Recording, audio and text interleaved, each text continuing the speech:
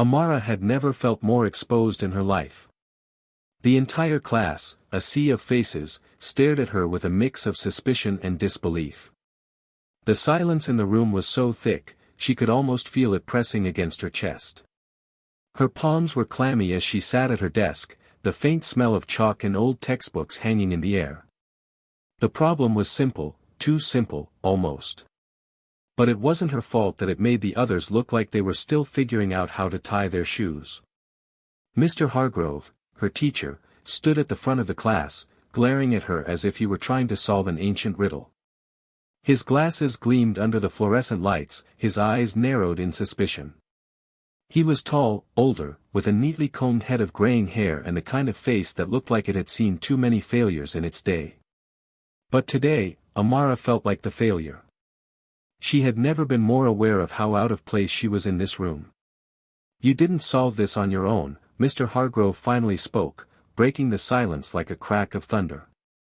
His voice was cold, almost accusing. The rest of the class stayed quiet, watching her, waiting for a response. The word stung, like a slap across the face. They all thought she had cheated, that there was no way someone could solve the problem in less than 10 minutes. They didn't know who she was, didn't know the kind of mind she had, the way numbers danced in her head as easily as breathing. Amara bit her lip and stood up slowly, trying not to shake. She had already gone over the problem in her mind, the series of steps that led her to the answer. It wasn't magic. It was just math. Simple math. At least to her. "I didn't cheat," Amara said, her voice sounding smaller than she intended. She quickly glanced down at her notebook, her fingers trembling as she fumbled with her pen. She didn't want to sound defensive. She didn't want to make things worse. But she could feel their eyes, their doubts crawling over her like ants. They didn't believe her. They never did. "You didn't cheat, huh?" Mr. Hargrove's voice had a sharp edge to it now. "Then explain how you came up with this answer so quickly, Amara.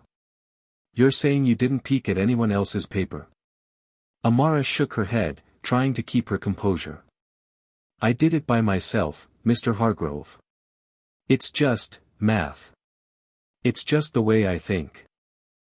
She had said it so many times, but each time, it felt like a lie. Because how could anyone believe her? How could anyone believe that a 13-year-old girl, who barely knew how to navigate a lunchroom full of people, could solve something that had the rest of the class stumped? The class murmured, and Amara's heart sank. There it was. The doubt. The whispers. It was all she had ever known. "Well," Mr. Hargrove said, his voice lowering as he turned back to the class, "I think we'll need to have a little talk after class, Amara. And maybe we'll have to involve the principal as well." The words stung more than she thought they would. Her stomach twisted, and she sat back down quickly, trying to avoid the gazes of her classmates. What did it matter? What could she say to make them believe her? Her mind raced, the equations and numbers she loved suddenly feeling like a heavy weight, dragging her down. The bell rang, but Amara barely noticed. Everyone flooded out of the classroom, but she stayed, motionless, waiting for Mr. Hargrove's next words. "Stay here for a moment, Amara," Mr. Hargrove said, as he gathered his things. He didn't look angry, just disappointed. Amara didn't speak. She just nodded, her hands gripping the edges of her desk so hard her knuckles turned white. When the last student left, the door clicked shut, leaving only the sound of the buzzing fluorescent lights and the distant hum of the school hallway. "Amara," Mr. Hargrove said softly as he sat on the corner of his desk, looking at her with a kind of weary understanding. "I know you're a smart kid. But there are rules, okay? You can't just jump ahead like that and expect everyone to follow. It throws off the whole class." Amara didn't know what to say to that. She had never been able to explain why she did what she did. It wasn't like she meant to show off or make anyone else feel bad. It wasn't her fault that the numbers made sense to her in a way that seemed impossible to others. She didn't choose to be the way she was. "I wasn't trying to. I I thought the answer was obvious, Amara stammered, her eyes dropping to the floor. I get it. I do, Mr. Hargrove sighed. But you have to understand, people are going to question you. And when that happens, it's on you to prove them wrong. That's part of being the smartest kid in the room. Amara bit her lip. I don't want to be the smartest kid in the room, she whispered. I just want someone to sit with me at lunch. There it was. The truth she had never dared to say out loud. She didn't care about the accolades or the tests. She didn't care about being the smartest. She didn't even care about the science fairs or the awards. All she wanted was to fit in. All she wanted was to have a place at the table. Mr. Hargrove was silent for a moment, his face softening. I understand. And I'm sorry if I've made you feel like you don't belong here. Amara looked up at him, surprised by the sincerity in his eyes. For the first time since the incident began, she felt a glimmer of hope. Maybe not everyone would doubt her. Maybe not everyone would see her as a problem. Maybe, just maybe, there was a way she could belong after all. Do you think you could help me make sense of all this? She asked hesitantly. I just want to figure out how to make people understand. Mr. Hargrove thought for a moment, then nodded. We'll figure this out together, Amara. But you have to promise me something. What? She asked, her heart pounding. Promise me that you won't hide who you are, no matter how hard it gets. Amara didn't respond at first. But then she nodded, a faint smile tugging at the corners of her lips. I promise. As she left the classroom, Amara knew this was only the beginning. She didn't know how she would prove herself to the world, but she had to try. For her. For the people who thought she didn't belong. And most importantly, for the chance to finally find someone who would sit next to her at lunch. And maybe, just maybe, it was time to show the world that being different wasn't something to hide, it was something to embrace. Hit subscribe and leave a comment with where you're watching from. This story might just spark a new beginning. What's one thing that always pushes you forward, even when things get tough? Amara woke up to the smell of burnt toast.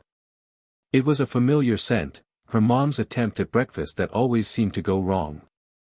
Still, the smell felt comforting, like a warm embrace after a long, hard day. She knew her mom was doing her best, even if her cooking skills left a lot to be desired. Amara, her mom, Tanya, called from the kitchen. You up yet? You'll be late for school. Amara groaned and rolled over, trying to shake off the remnants of sleep. Her mind was already racing with thoughts of the previous day, of Mr. Hargrove's accusation and the whispers that followed her throughout the school halls. She hated the feeling, the way everyone looked at her like she didn't belong. It was the same feeling she'd had her entire life. She glanced over at the window. The sun was barely peeking over the horizon, casting a soft golden light across her small bedroom. The walls were lined with bookshelves filled with books, mostly science fiction and math textbooks. Amara loved reading about the future, about what the world could be if people just thought differently. The books were her escape, a place where she could lose herself in equations and imaginary worlds without anyone judging her. She threw on her school uniform, black skirt, white shirt, and blue cardigan, and grabbed her backpack. When she stepped into the kitchen, Tanya was standing by the stove, flipping pancakes. Well, trying to flip them, anyway. The last one had landed on the counter instead of the plate. Good morning, sweetie, Tanya said, her eyes tired but full of love. I didn't burn them too badly, did I? Amara smiled faintly. It's fine, Mom. Tanya looked over at her daughter, concern creeping into her features. Everything okay? You seemed a little off last night. Amara nodded, but the knot in her stomach told her she was lying. Yeah, just stuff from school. Nothing new. Amara. Tanya's voice softened, a rare seriousness in her tone. You know you can talk to me, right? About anything? Amara hesitated. She knew her mom meant well, but what was she supposed to say? How could she explain that, for her whole life, she'd always felt different? It wasn't like anyone else would understand. How could they? No one had ever treated her like she was normal. Like she was just another kid in class. "I know, Mom," Amara said quietly, grabbing the toast from the counter. "I'm fine. Just, school stuff." Her mom didn't push it. Instead, she just nodded and handed Amara a plastic bag filled with an apple and a granola bar. "Don't forget to eat something at school. And if anyone gives you a hard time, you let me know. Got it?" Amara forced a smile. "Got it." She grabbed her things and stepped outside, the crisp morning air biting at her cheeks. As she walked down the sidewalk, she couldn't help but wonder if today would be any different. Maybe, just maybe, someone would finally understand her. Or maybe it would be the same as always, feeling like an outsider in her own skin. The walk to school was only a few blocks, but it always felt longer. Maybe it was the way the sun seemed to rise just a little too slowly, or the way the other kids passed her by without even a glance. She could never quite figure it out. But today, something was different. Today, the air seemed a little less heavy, like it was waiting for something to change. When she arrived at school, the usual feeling of isolation settled in. Kids were laughing in groups, passing notes, whispering secrets. But no one spoke to Amara. No one ever did. She was the girl who knew the answers to the hardest questions, but couldn't find a friend to sit with at lunch. She walked into the classroom, her eyes immediately scanning for an empty seat. The room was a mix of bright-eyed students, all eager to learn, or at least pretending to be. The desks were arranged in neat rows, and Mr. Hargrove was already standing at the front, writing today's lesson on the board. Amara sat down at her usual seat in the back corner, hoping to blend into the background. She wasn't interested in attention, she just wanted to get through the day without feeling like an alien. "Good morning, class," Mr. Hargrove called out, his voice carrying across the room. The students mumbled their greetings, but Amara kept her head down, focusing on the notebook in front of her. She could feel Mr. Hargrove's eyes on her, but she didn't meet his gaze. She wasn't sure if he was still suspicious of her after yesterday's accusation, or if he was just trying to make her feel welcome. Either way, she wasn't in the mood to talk about it. As the lesson started, Amara found herself drifting into the work. The numbers, the patterns, the logic, it all made sense in a way that nothing else did. She wasn't distracted by the noise of the room or the whispers. She wasn't bothered by the feeling of not fitting in. She just lost herself in the equations, like she always did. Then, as the bell rang for the next class, Amara packed up her things quickly and headed to the door. But before she could step into the hallway, Mr. Hargrove called her name. "Amara, can I speak with you for a moment?" She turned around, her stomach dropping. "Sure," she said, trying to keep her voice steady. "Listen," he began, his tone softer now, almost apologetic. "I didn't mean to put you on the spot yesterday. I wasn't sure what to make of the answer you gave. I know you're a smart kid, but you have to understand, people are going to question you." Amara nodded slowly, trying to keep her composure. "I get it. I don't want you to feel like you're under a microscope," Mr. Hargrove continued.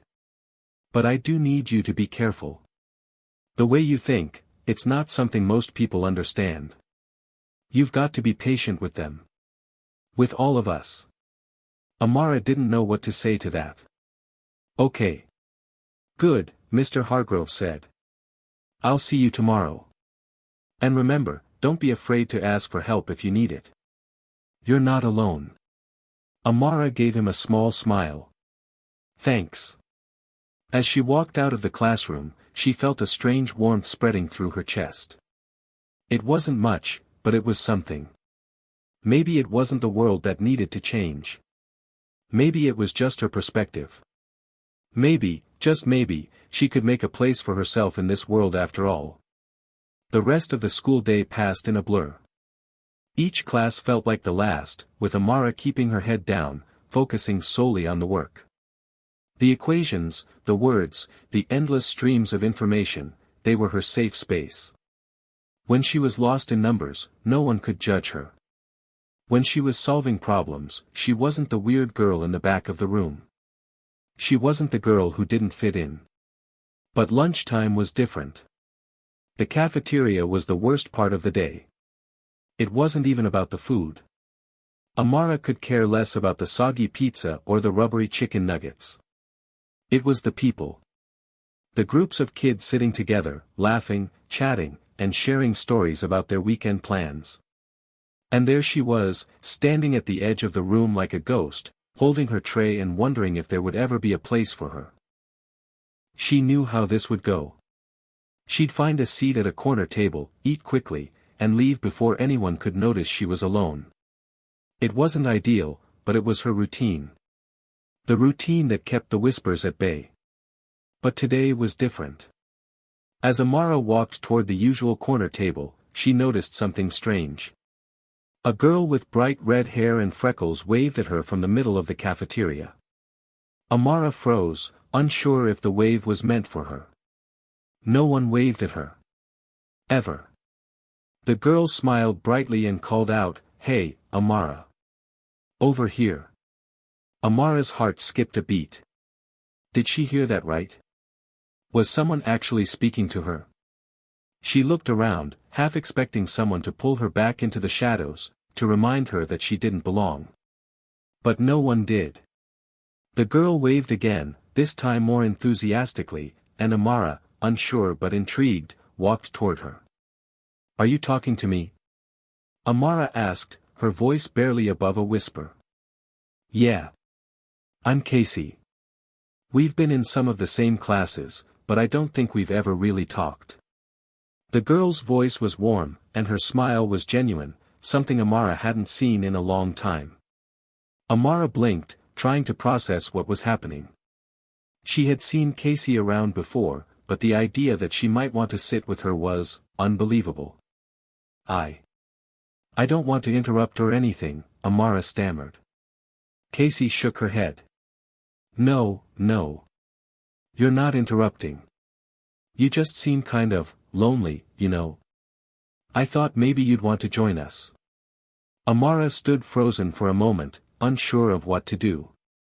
She hadn't expected this. It was too good to be true. Maybe this was just some kind of joke, some cruel trick the kids had been playing on her. But Casey's eyes were full of sincerity, not malice. "I promise we're not going to bite," Casey added with a wink.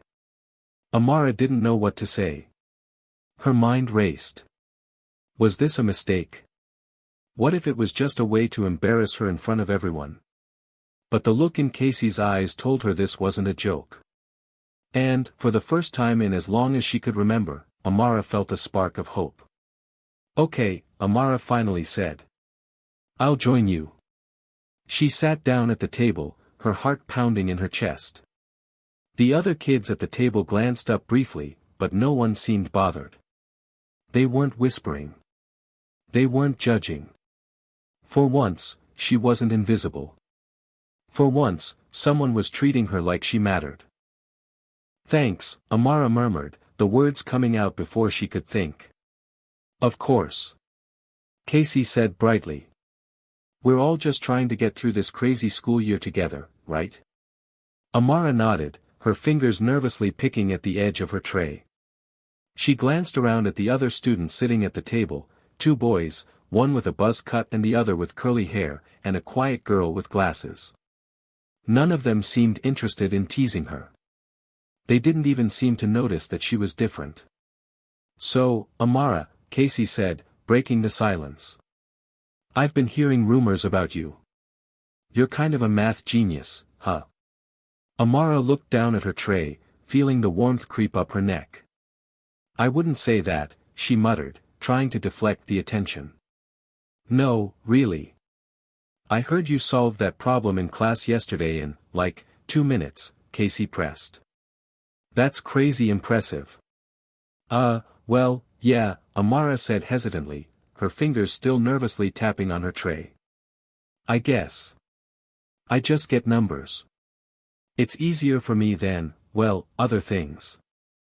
You're like a wizard, or something, Casey said with a laugh, clearly fascinated. You've got to teach me how you do it. I've got a math test coming up, and I'm seriously going to fail it. Amara smiled, though it was more out of habit than actual enjoyment. It's really not that hard. Just, patterns and stuff. Once you see them, it kind of just clicks. The conversation moved on to other things after that. Casey asked her about her favorite subjects, and they exchanged stories about their families, their favorite books, and the things they wanted to do when they grew up. For the first time in a long time, Amara felt like she wasn't the outcast. She wasn't the weird girl. She was just Amara. The lunch bell rang, and the students slowly got up to throw away their trays and head to their next classes. Amara stood up as well, feeling a small pang of reluctance. She didn't want this to end. She didn't want to go back to being alone in the hallways, but she knew that was what was waiting for her. But as she walked toward the exit, Casey fell into step beside her. Hey, Casey said, grinning. Are you coming to the science club meeting after school? I heard they're doing something about space this week. It sounds fun. Amara hesitated. She had never been a part of anything like that. The idea of joining a group, of actually participating, seemed strange. But then, something inside her shifted. Maybe it was the way Casey smiled, or maybe it was just the way everything felt so different now. Maybe, just maybe, this could be the start of something new. I'll think about it, Amara said, her heart suddenly lighter than it had been in ages. Great. I'll see you there, then, Casey called over her shoulder as she headed in the other direction. Amara stood there for a moment, watching Casey walk away. For the first time in a long time, she felt like she had a choice. She wasn't trapped in her own mind anymore. There was a place for her in this world, and maybe it wasn't so hard to find after all. She could see it now, the possibility of a future where she didn't have to be alone. A future where she could belong. And it all started with a simple invitation. The next day, Amara sat down in her usual spot at the back of the classroom. The silence around her felt heavier than usual, as if the weight of the world was pressing in. But today, there was something different. Something subtle. She couldn't quite put her finger on it, but it wasn't the same isolation she had grown so accustomed to. The buzz of her thoughts was interrupted by a voice. Hey, Amara. Amara turned around to see Casey standing behind her, grinning wide. What's up? She asked, her voice warm and inviting. Amara blinked in surprise, but she quickly recovered. Hey, Casey, she replied, her heart fluttering a little at the thought that someone actually remembered her, that someone cared. What's going on? Not much, Casey said, glancing at the teacher, Mr. Hargrove, who was setting up some papers on the desk. Just thought I'd check in with you. You know, see if you're still up for joining the science club today after school. Amara hesitated. The idea of going to a club, meeting new people, felt daunting. But then she remembered her conversation with Casey yesterday. For the first time in a long time, she didn't want to retreat into herself. Maybe this was her chance. Maybe this was the moment she had been waiting for without even realizing it. Yeah, I'll be there, Amara said finally, a small smile pulling at the corners of her mouth. Casey's eyes lit up. Awesome. It's going to be fun. We're doing a project on space exploration. You'll fit right in. Everyone loves a good challenge, right? Amara's thoughts briefly flickered back to her math class, the moment when Mr. Hargrove had questioned her ability, the whispered rumors that followed her like shadows. She knew she was good at solving problems, but she wasn't sure how that would translate into group work. What if they expected her to be some kind of genius? What if they were all disappointed when she didn't live up to their expectations? But Casey's enthusiasm was contagious. Yeah, I like challenges, Amara said, her voice more confident than she felt. Casey nodded and gave her a thumbs up. Great. I'll see you after school, then. It's going to be fun, trust me. As Casey walked away, Amara couldn't help but feel a little nervous. She wasn't used to being around other kids her age in a casual setting, and she wasn't sure how she would fit in with the science club. But something deep inside her urged her to give it a shot. After all, she had nothing to lose. The bell rang, signaling the start of the next class, and Amara sat up straighter. She had to focus. She had to prove to herself that she could handle this.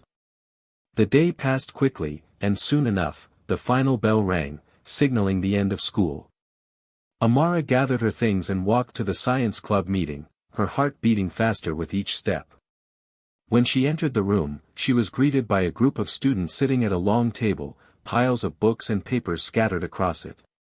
The walls were covered with posters about stars, black holes, and planets. It felt like stepping into a different world, a world of curiosity, discovery, and wonder. For the first time, Amara felt like she might actually belong. Amara. You made it. Casey's voice rang out, and she waved her over. Come sit with us. Amara walked over to the table, where Casey was sitting next to a girl with dark hair tied up in a ponytail and a boy who was flipping through a thick textbook. Everyone, this is Amara, Casey introduced her.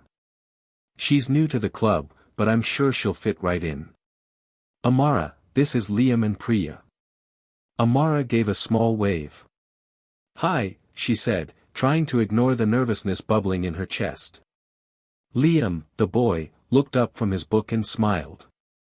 Hey, nice to meet you. I've heard you're pretty good with numbers. Priya looked up too, raising an eyebrow. Really?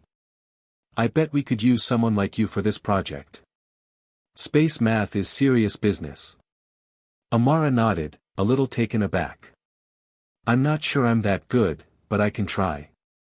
Casey nudged her. Trust me, you'll do great. We're all just here to figure things out together.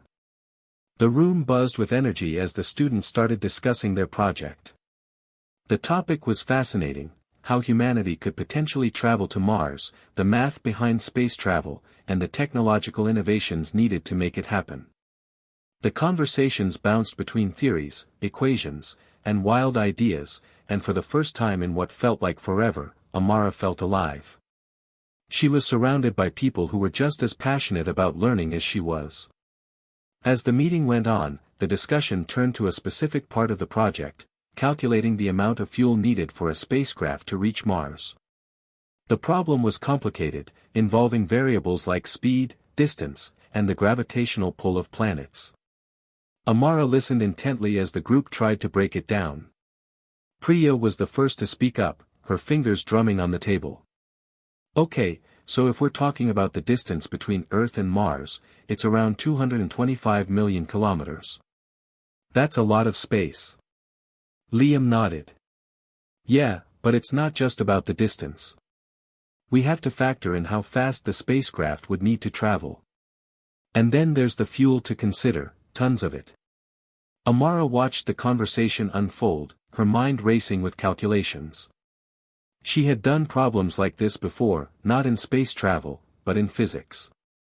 The formula for fuel efficiency in long-distance travel popped into her head almost instantly. She quickly scribbled some numbers on a scrap piece of paper. I think I've got it, Amara said, her voice surprising even herself. If we use the rocket equation. Casey looked at her. Wait, you know the rocket equation? Amara nodded. Yeah. It's used to calculate how much mass a rocket can carry based on how much fuel it burns and the velocity it needs to reach. We can use this to estimate the fuel needed for the trip. Priya's eyes widened. You're not kidding. That's exactly what we need. The group leaned in, watching as Amara explained the equation and walked them through the process of calculating the fuel needed for the journey. With each step, she could feel the nervousness fading away. This was her element. The more she spoke, the more she realized how much she loved solving problems, how much she thrived when there was a challenge to face. By the end of the meeting, the group had a rough estimate of the fuel requirements for the Mars mission. They had made significant progress, and it was all thanks to Amara's input. The members of the group were buzzing with excitement, eager to take their findings further. "That was amazing, Amara," Liam said, grinning. "We wouldn't have figured that out without you." Casey beamed at her. "See? I told you you'd fit right in." Amara felt a warm rush of pride. She had contributed. She had been part of something. It wasn't just math or science, it was a place where she mattered, where she could make a difference. As the meeting broke up and the students began to pack up, Amara felt a smile tug at her lips. She had done something she never thought she could do, she had taken the first step toward fitting in. And that, in itself, was a victory. The following day at school, things felt different. There was a shift in the air, a change that Amara couldn't quite put her finger on. She had spent years walking through the halls of this school as an outsider, just another face in the crowd, invisible to most. But after the science club meeting yesterday, things felt, well, hopeful. For the first time, she felt like she wasn't just the girl who sat in the back of the classroom, the girl with no friends, the girl who was always on the edge of everything. Amara sat in her math class, listening to Mr. Hargrove go over another complex set of problems, but her mind kept wandering back to the conversation from yesterday. The way the science club members had treated her like one of their own. The way she had been able to contribute to their project and solve that problem about the rocket equation. It had felt empowering, and she realized she didn't want it to stop. But as she sat there, her thoughts were interrupted by a whisper from the row behind her. "Did you hear about Amara?" a voice hissed. Amara tensed, her body stiffening involuntarily. She didn't need to turn around to know who it was. The voices came from Taylor and his group, a small circle of kids who liked to gossip and make snide comments at the expense of others. Amara tried to ignore them, but their words slipped through the cracks of her concentration, and they stung like tiny needles. "I heard she's been hanging out with the science nerds," another voice added. "Like, who does that? She's too smart for anyone to deal with." "Yeah, I heard she was in that science club thing yesterday," the first voice continued. "Bet she's just trying to get attention, pretending to be some kind of genius." Amara's stomach twisted in knots. She had hoped that by joining the science club, she could finally find a place where she belonged, where she wasn't judged. But already, the whispers were starting. The rumors were beginning to take shape. It wasn't the first time she had heard people talk about her behind her back. Ever since she was young, people had noticed her intelligence. They had called her the brain or genius without really understanding her. But it wasn't a compliment, it was a label, a way to distance themselves from her. The kids in school liked to think of her as someone who didn't need friends because she was too busy being smart. But now, as she overheard the conversation, it felt like the rumors were turning into something more dangerous. What if they thought she was trying to show off? What if she was just a novelty to them? "She'll probably mess up anyway," Taylor's voice cut through the noise. "She's always in her own world. It's like she doesn't even care about fitting in." The words hit harder than she expected. She had always been in her own world, yes. She had always kept her head down, buried in books or math problems, because it was easier than facing the awkwardness of social interaction. But now, it seemed like that world wasn't enough. She wanted to fit in. She wanted to be seen for who she truly was, not just for her grades or her knowledge.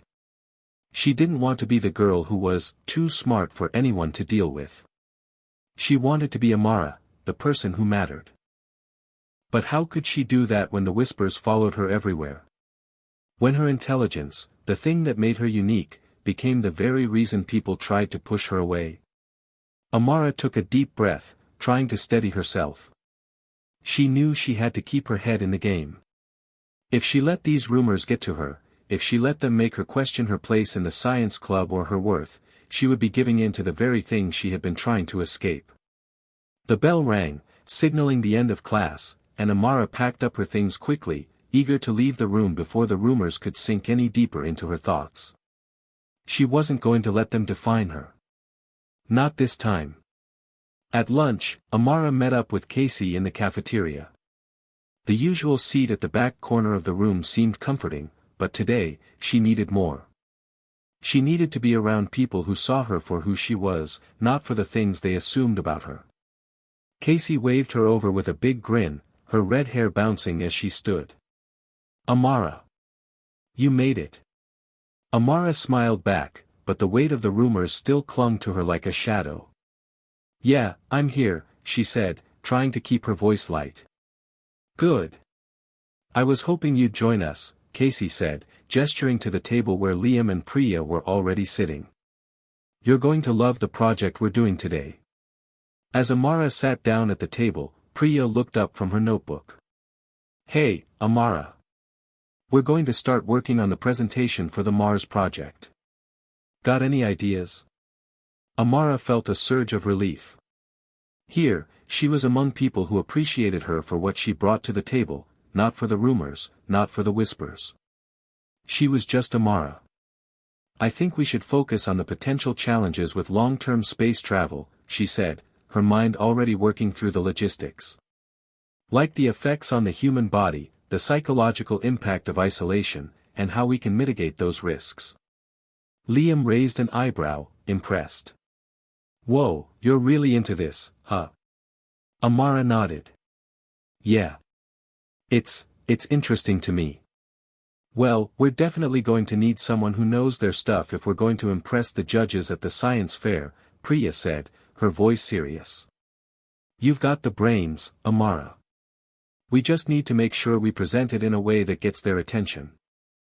Amara felt her confidence build as they dove into the project.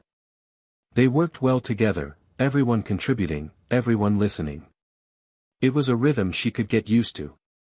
They weren't just acknowledging her intelligence, they were celebrating it, valuing it as something important. Here, there were no whispers, no judgment. There was only the work. As the meeting ended and the group packed up to head to their next classes, Casey pulled Amara aside. "Hey," she said, her voice low, "I just wanted to let you know that, people are talking.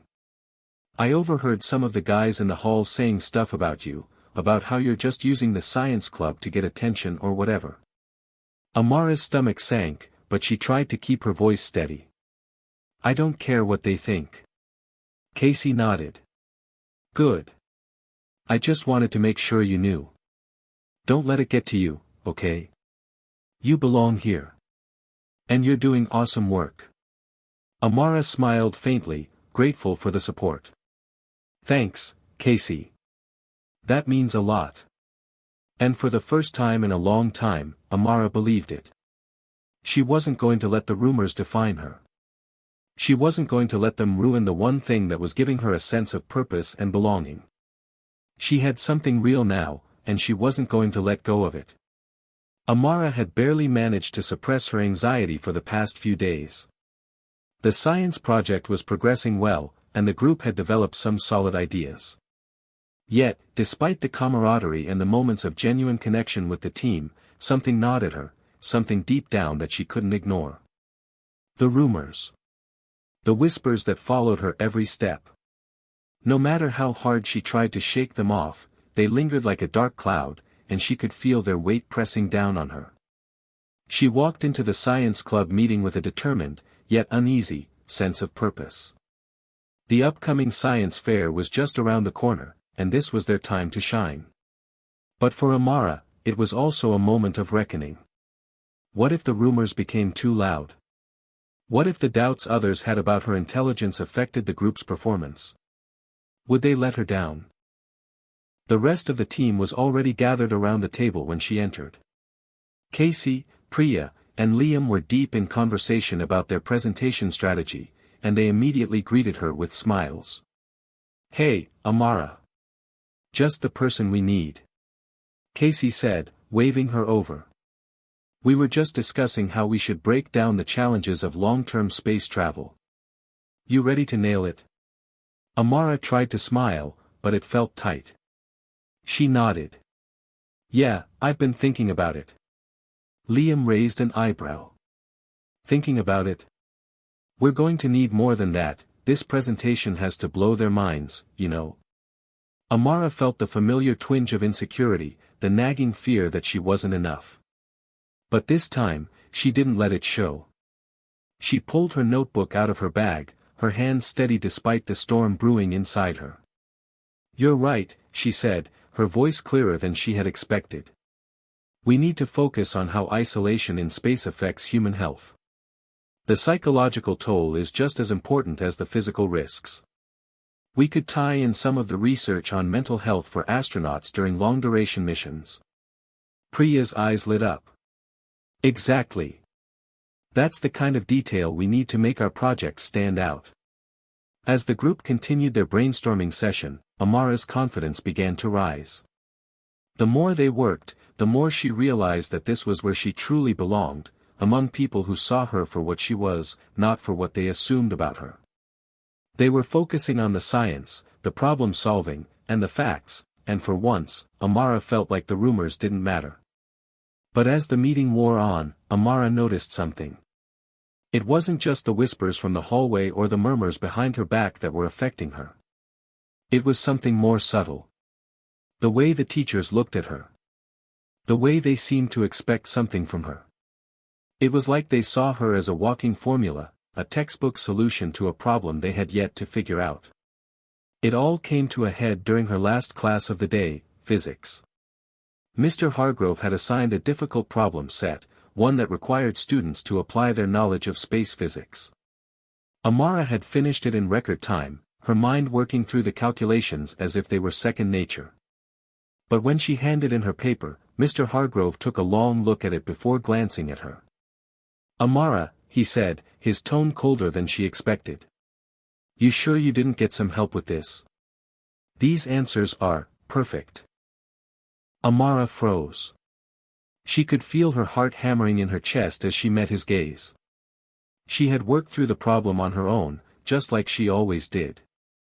But there was something in Mr. Hargrove's eyes that made her second-guess herself. Something that made her wonder if he didn't believe she could achieve this level of accuracy without outside assistance. No, Mr. Hargrove, she said carefully, fighting to keep her voice steady. I solved it by myself. He raised an eyebrow. Interesting. I'll just have to take your word for it. The rest of the class continued on, but Amara's mind was a whirlwind. She knew what was happening. The rumors weren't just floating around the students anymore. They had reached the teachers, too. The perception of her as a genius was becoming a problem.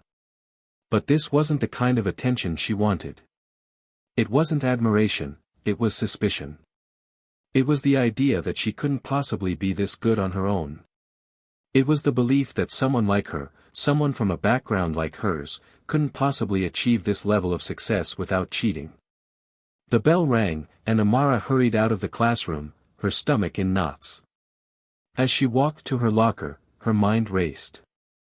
She had worked so hard to prove herself. To be more than just the girl who sat quietly in the back of the class. But it seemed like every time she took a step forward, the world was pulling her back. Later that evening, Amara met up with Casey at their usual spot, the corner of the library where they had been working on their science project. The room was quiet, the low hum of fluorescent lights the only sound in the otherwise still space. Casey was already there, her hair in a messy ponytail, and a cup of coffee in her hand. Hey, you okay? She asked when she saw Amara walking toward her, her expression unreadable.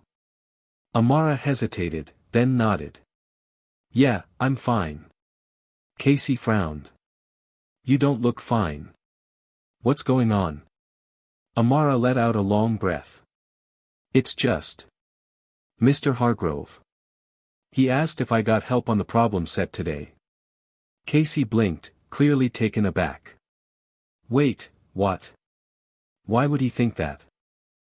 I don't know, Amara said, her voice barely above a whisper. But it's not just him. It's the rumors. People think I'm cheating or that I'm somehow too smart. They think I don't belong here. Casey sat up straighter. That's ridiculous. You know that, right? You've been amazing at this.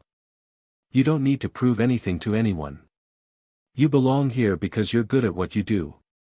Amara shook her head, feeling the weight of her words press against her chest. But what if I'm wrong? What if I really don't belong? What if they're right? Casey reached across the table and placed a hand on Amara's. You do belong, Amara. You've earned your place here. And if anyone has a problem with that, it's their issue, not yours. Amara looked at her friend, the sincerity in her eyes making something inside her loosen. Maybe it wasn't about fitting in with everyone. Maybe it was about proving to herself that she could handle whatever was thrown her way. That she could rise above the doubt and the rumors and still be the person she knew she was. Thanks, Casey, Amara said softly, her heart feeling just a little bit lighter. I think I needed to hear that. Casey smiled. Anytime. As Amara left the library later that evening, something had shifted inside her. The weight of the rumors, the doubts that had clung to her for so long, didn't feel as heavy as they once did. Maybe she wasn't here to prove anything to anyone else. Maybe the only person she needed to prove something to was herself. And with that realization, Amara felt a spark of hope, a tiny flame that might just be the start of something much bigger than she ever imagined. The days leading up to the science fair were a blur of nerves and excitement for Amara. The project, which had started as a way to escape the whispering rumors, had transformed into something else entirely. Now it wasn't just about fitting in or showing everyone that she was more than what they thought of her, it was about proving to herself that she had what it took to succeed, not because of anyone's approval, but because she knew her worth. Her team had worked tirelessly, researching, discussing, and practicing their presentation.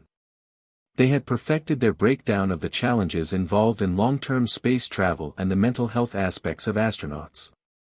The more they rehearsed, the more confident Amara became that they could actually win. She felt an unexpected sense of pride in the work they had accomplished. This wasn't just a project, it was a reflection of everything she had worked for: dedication, passion, and the courage to stand up for what she believed in. But that didn't mean the stress had vanished. Far from it. The pressure of the upcoming fair, paired with the continued whispers in the hallways and the sneers she sometimes saw in the classrooms, had started to wear on her. She couldn't help but wonder if the team's hard work would be overshadowed by the rumors, if the accusations of cheating, however unfounded, would somehow affect their chances. On the morning of the science fair, Amara woke up early, her stomach a tight knot of anticipation. Her mom had made breakfast, but she could barely stomach the eggs and toast sitting on the table in front of her. Everything okay, honey? Her mom asked, raising an eyebrow as she sipped her coffee. You don't usually eat like this before something important. Amara smiled faintly, pushing her plate away. Yeah, just a little nervous about the fair. Her mom gave her a warm smile. You'll do great. Just remember why you're doing it. It's not about the competition. It's about sharing your ideas and what you've learned. Amara nodded. She appreciated her mom's words, even if they didn't fully quiet the storm of doubts swirling in her mind. But this was her chance to show the world, and herself, that she was more than just the girl people assumed her to be. After getting dressed in her best clothes for the presentation, Amara made her way to school. The halls felt louder than usual, the clatter of lockers and the murmur of voices in the air heavy with energy. As she walked, she passed by Taylor and his group again. This time, they weren't whispering. They were watching her, their eyes lingering for a moment longer than was comfortable. Good luck, Amara, Taylor said, his voice dripping with something she couldn't quite place, sarcasm, maybe? I'm sure your project will be interesting. Amara met his gaze, holding her head high. Thanks, Taylor, she said, keeping her voice even. Good luck to you too. It wasn't the warmest interaction, but she didn't let it rattle her. She had a mission. The science fair was about showcasing their hard work, not about feeding into petty rivalry. Her project wasn't just another presentation. It was her chance to show what she was capable of. By the time the science fair began, Amara's nerves had settled into a tense anticipation. The gymnasium, filled with tables showcasing a variety of projects, buzzed with activity. She could hear excited voices discussing topics ranging from robotics to environmental science to human biology. There was an energy in the air, a sense of possibility that made her heart race even more. Casey, Priya, and Liam were already setting up their table. They worked together like a well-oiled machine, setting up the large poster board that displayed their main findings and making sure the slides for their presentation were ready. Amara stood off to the side for a moment, taking in the scene. It felt almost surreal, the culmination of everything they had worked on, the chance to stand up in front of judges and classmates and show the world that they had done something special. "Ready?" Casey asked, giving her a grin as she finished adjusting their project display. Amara nodded, though the flutter of nerves still lingered. "As ready as I'll ever be." "Hey, you've got this," Liam said, giving her a thumbs up. "You've been killing it. No way we're going down without a fight." Priya added, "And even if we don't win, we've still done something amazing together. You're already a winner in my book, Amara." Their words of encouragement did little to calm Amara's nerves, but they warmed her heart. She had found a place among friends who genuinely cared about her and her abilities. Maybe the rumors wouldn't disappear overnight, but in this moment, she didn't feel alone. As the judges started to make their rounds, Amara's heart rate spiked. A tall man in a suit approached their table first. He was one of the local university professors who volunteered as a judge every year. He extended his hand to Amara, and she shook it firmly, trying to quell the nervousness rising in her throat. "Your project on long-term space travel, especially focusing on astronaut mental health, is fascinating," the judge said as he scanned their display. "What made you choose this topic?" Amara took a breath and began to speak, her words flowing more naturally than she had expected. "I've always been interested in space exploration, and when I looked deeper into the subject, I realized how little attention has been given to the psychological effects on astronauts. We focused on the challenges they face while isolated, like stress, anxiety, and depression, and how these could impact the success of long-term missions." The judge nodded thoughtfully. "Very impressive. The psychological aspect of space travel is often overlooked. You've clearly put a lot of thought into this." Amara felt a rush of pride as she continued discussing their findings, detailing the research they had compiled and the solutions they proposed. She had always been good at explaining things when she was passionate about them, and now, standing before the judge, it felt like the world was seeing her for who she truly was: intelligent, dedicated, and capable. When they finished speaking with the judge, Amara felt a sense of relief wash over her. The hardest part was over. They had presented their project with confidence and passion, and now it was in the judge's hands. Later that afternoon, the results were announced. Amara sat with her team, all of them nervously fidgeting as the principal took the stage. "Thank you all for your incredible projects this year," the principal began. "We were blown away by the creativity and hard work that went into each presentation. And now, without further ado, the winners of this year's science fair." Amara's heart thudded in her chest as the principal began reading off the names. When he finally reached the category 4, Best Overall Project, her stomach turned. Was it them? And the winner is Amara Johnson and her team from the Science Club. Amara froze, her mind a blur of disbelief. She blinked, the world around her spinning for a moment. Then, her team erupted into cheers, and for the first time, Amara couldn't contain her smile. They had done it. They had won. As she stood to accept the trophy, Amara's eyes scanned the room. She saw Taylor and his group standing off to the side, their eyes wide with shock, and she couldn't help but feel a sense of vindication. She had done it. She had proven herself. Not just to them, but to herself. As they walked off the stage, Priya clapped Amara on the back. "You did it. We did it." Liam grinned. "I told you we were going to crush it." Casey gave her a big hug. You were amazing, Amara. I knew you had it in you. Amara looked down at the trophy in her hands, a mix of pride and disbelief flooding her chest. We did it. All of us. And for the first time, Amara didn't feel like she had to prove anything to anyone. She had proven it to herself. That was enough. The victory at the science fair should have been the end of it.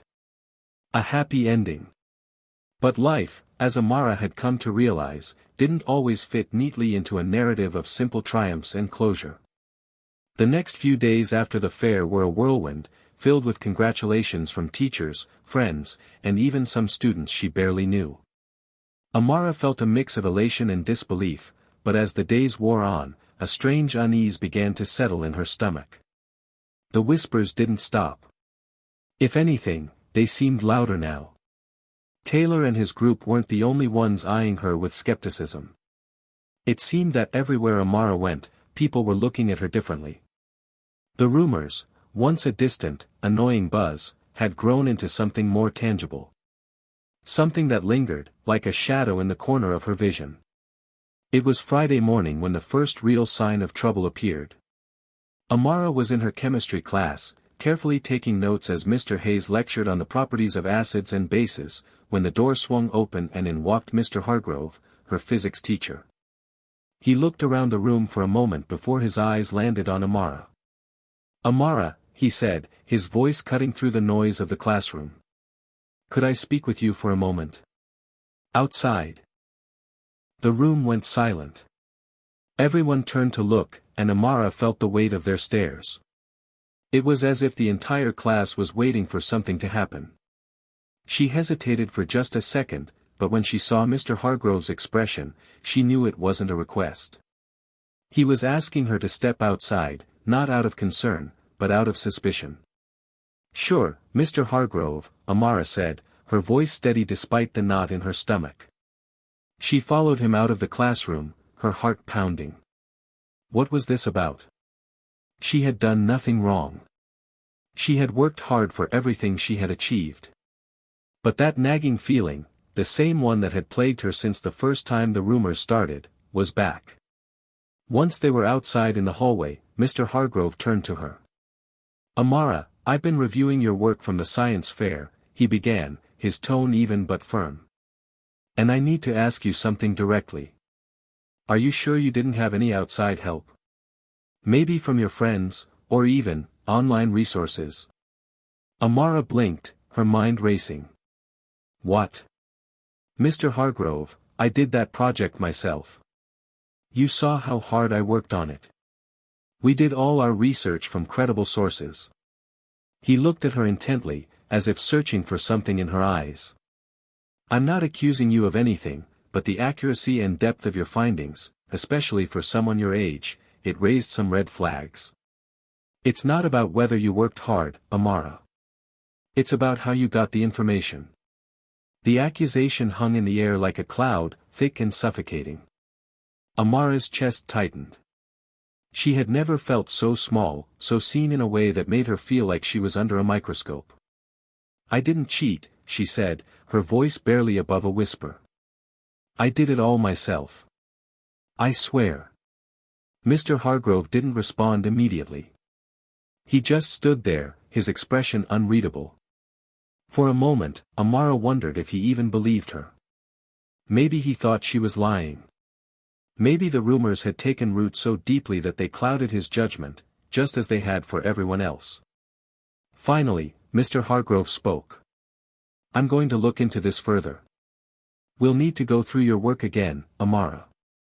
Just to be sure." With that, he turned and walked away, leaving Amara standing there, her heart hammering in her chest. She wanted to cry. To scream. To demand that he listen to her. But she didn't. She just stood there, frozen in the hallway, as the whispers from earlier that day seemed to echo in her mind. By the time Amara made it home that afternoon, her mind was a blur of anger and frustration. She threw her backpack onto the couch and slumped down beside it, burying her face in her hands. This wasn't fair. This wasn't right. She had done everything the way she was supposed to. She had worked hard, and she had earned her victory. And yet, it was all being called into question. Her mom came into the living room a few minutes later, looking concerned. "Amara, honey, what's going on? You look like you've seen a ghost." Amara looked up at her mother, the emotions she had been holding in threatening to spill over. "It's Mr. Hargrove. He thinks I cheated. He's questioning everything I did for the science fair." Her mom's face softened. "What? No way. That's ridiculous, Amara. You worked so hard. You don't have to prove anything to anyone." "I did prove it," Amara replied, her voice cracking. "But it's not enough. He thinks I got help. He thinks I'm not capable of doing it on my own." Her mom sat down next to her and put a hand on her shoulder. "People can be small-minded sometimes, sweetheart. They don't always understand what you're capable of. But you know your truth, and that's what matters." "I thought it was all over," Amara said, shaking her head. "I thought I could just move on. But it's like no one believes in me. They just think I'm some kind of cheat or that I don't belong." Her mom gave her a small, sad smile. "Amara, you're stronger than this. You don't need anyone else's validation. You know who you are, and that's enough." Amara took a deep breath and tried to calm herself. She knew her mom was right. She had worked hard. She had earned her place. But there was still that nagging feeling in the pit of her stomach. The feeling that no matter how much she accomplished, it wouldn't be enough to silence the whispers. The next day, the situation only grew worse. Amara was walking through the halls between classes when she overheard a conversation between two students. They didn't see her standing there, but their words were clear enough. "Did you hear? Amara Johnson. She didn't even do her science fair project herself. Someone must have helped her. It's so obvious." Amara's heart sank as she recognized the voice of one of the girls from her chemistry class. She wanted to confront them, to shout at them that they were wrong, that they had no idea what they were talking about. But instead, she just stood there, frozen. The hurt was too much to bear. As she continued down the hallway, the whispers followed her. It was as if the rumors had spread like wildfire, gaining momentum with every passing hour. The weight of their accusations threatened to crush her. But then, something inside her clicked.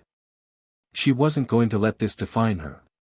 She wasn't going to let their doubts become her truth. She had already proven herself once. And she would do it again. Not for them. For her. Amara woke up the next morning with a renewed sense of purpose. The whispers that had once made her feel small, isolated, and helpless now fueled a fire within her. She wasn't going to let anyone take away the pride she had earned. She wasn't going to let them define who she was. They didn't know the full story, and they didn't have the right to judge her for it. After everything that had happened, after the science fair, the congratulations, and the accusations, Amara realized that this wasn't just about proving her worth to her peers or teachers anymore. It was about proving it to herself. She could feel her resolve solidifying.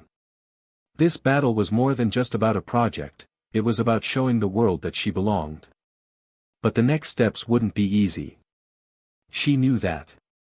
Mr. Hargrove had promised to look deeper into her work, and that meant more questioning, more scrutiny.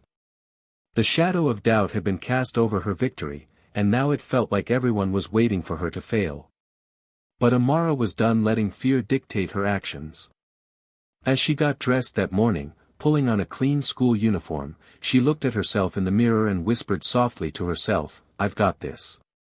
Her mom, noticing the change in Amara's demeanor, raised an eyebrow as she prepared breakfast. "You seem different today. What's on your mind, honey?" "I'm done letting them think I didn't earn this," Amara said, her voice steady, even though the weight of the situation still pressed on her chest.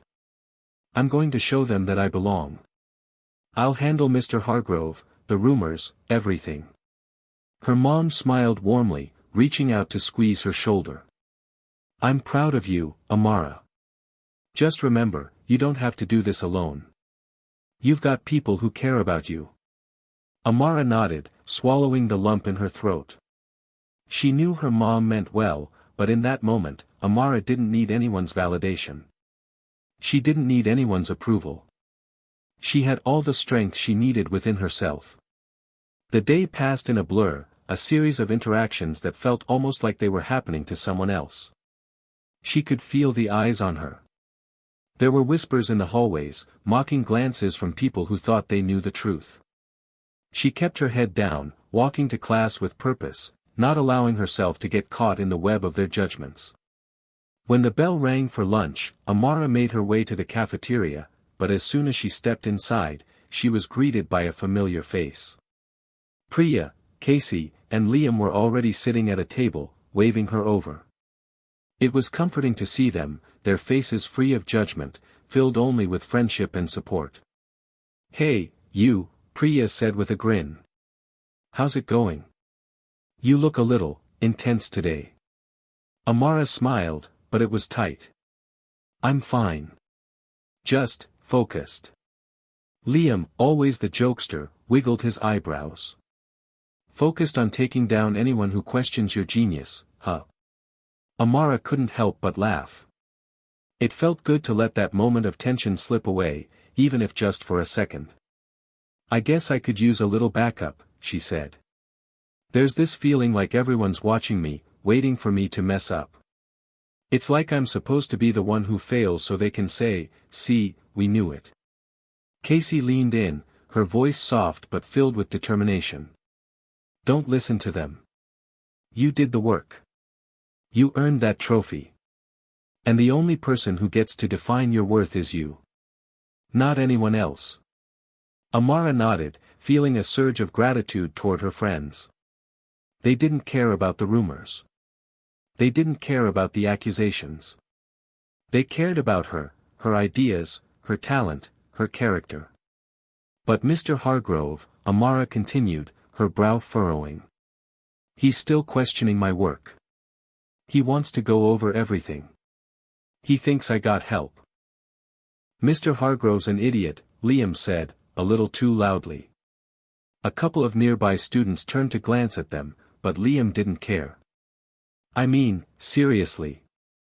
You did all that work yourself. No one can take that from you." Priya added, "Yeah, and even if he doesn't see it right now, we know the truth. You've got this." Amara smiled, grateful for her friend's support. But despite their encouragement, a nagging thought lingered at the back of her mind: what if she couldn't change Mr. Hargrove's mind?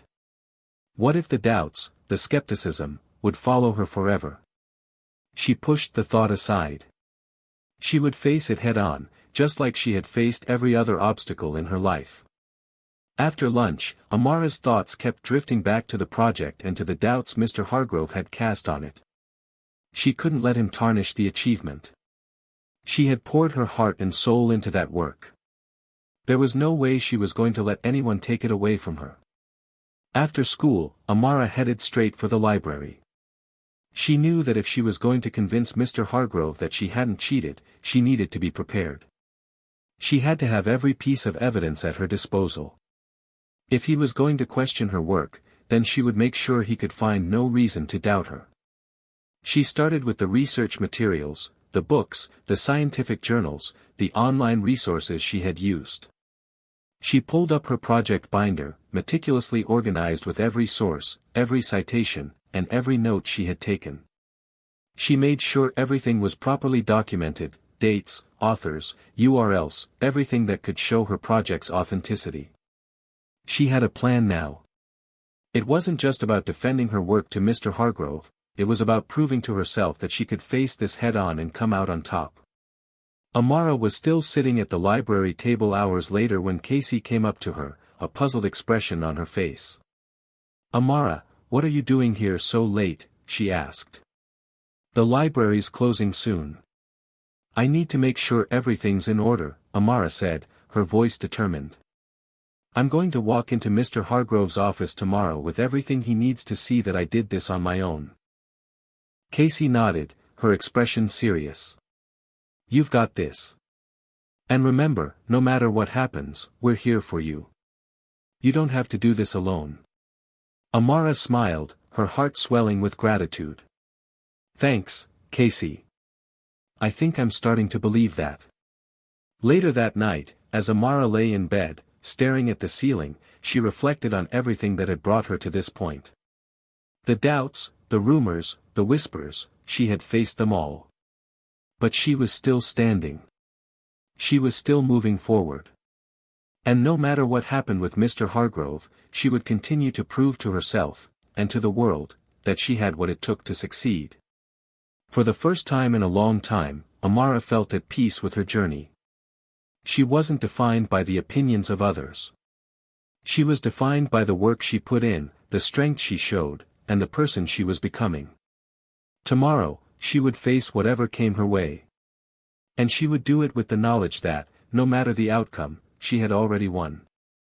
The next morning, Amara woke up with a sense of clarity and determination that was unlike anything she had ever felt before.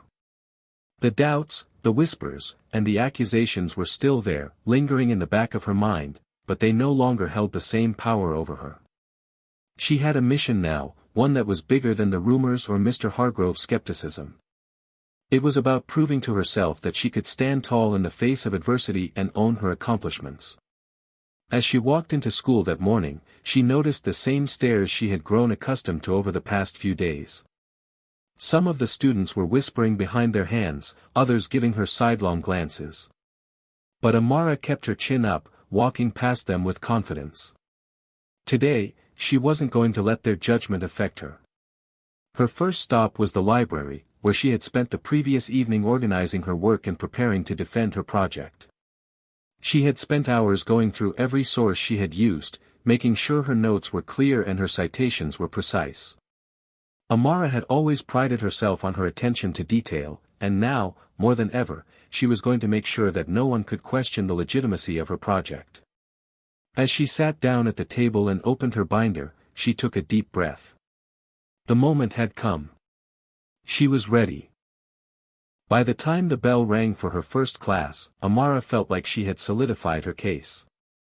She was no longer the quiet, uncertain girl hiding behind her achievements. She was a force to be reckoned with, someone who would no longer let anyone undermine her hard work. She knew she had done everything right, and now it was time to stand up for herself. At lunch, Amara met up with her friends, Priya, Casey, and Liam, who were all eager to hear how things were going. "So, what's the plan?" Liam asked, raising an eyebrow. "Are you really going to face Mr. Hargrove today?" Amara nodded, feeling a surge of confidence. "I'm meeting him right after lunch. I've got everything I need to show him that I didn't cheat. My research, my notes, everything. I'm ready to prove it." Casey smiled proudly at her. "That's the spirit. I knew you'd come around. You've got this, Amara." Priya added, "And even if it's tough, just remember we've got your back. No matter what happens, you've already shown that you're capable of amazing things. Don't let anyone take that from you." Amara's chest swelled with gratitude as she looked at her friends. They had been with her every step of the way, supporting her, lifting her up when she was at her lowest. She knew that even if Mr. Hargrove still had doubts, her friends believed in her. And that belief was all she needed to push forward. "I won't let them take it from me," Amara said, her voice steady. "I know what I did, and I'm not afraid to stand by it." The minutes seemed to drag on as Amara made her way to Mr. Hargrove's office after lunch.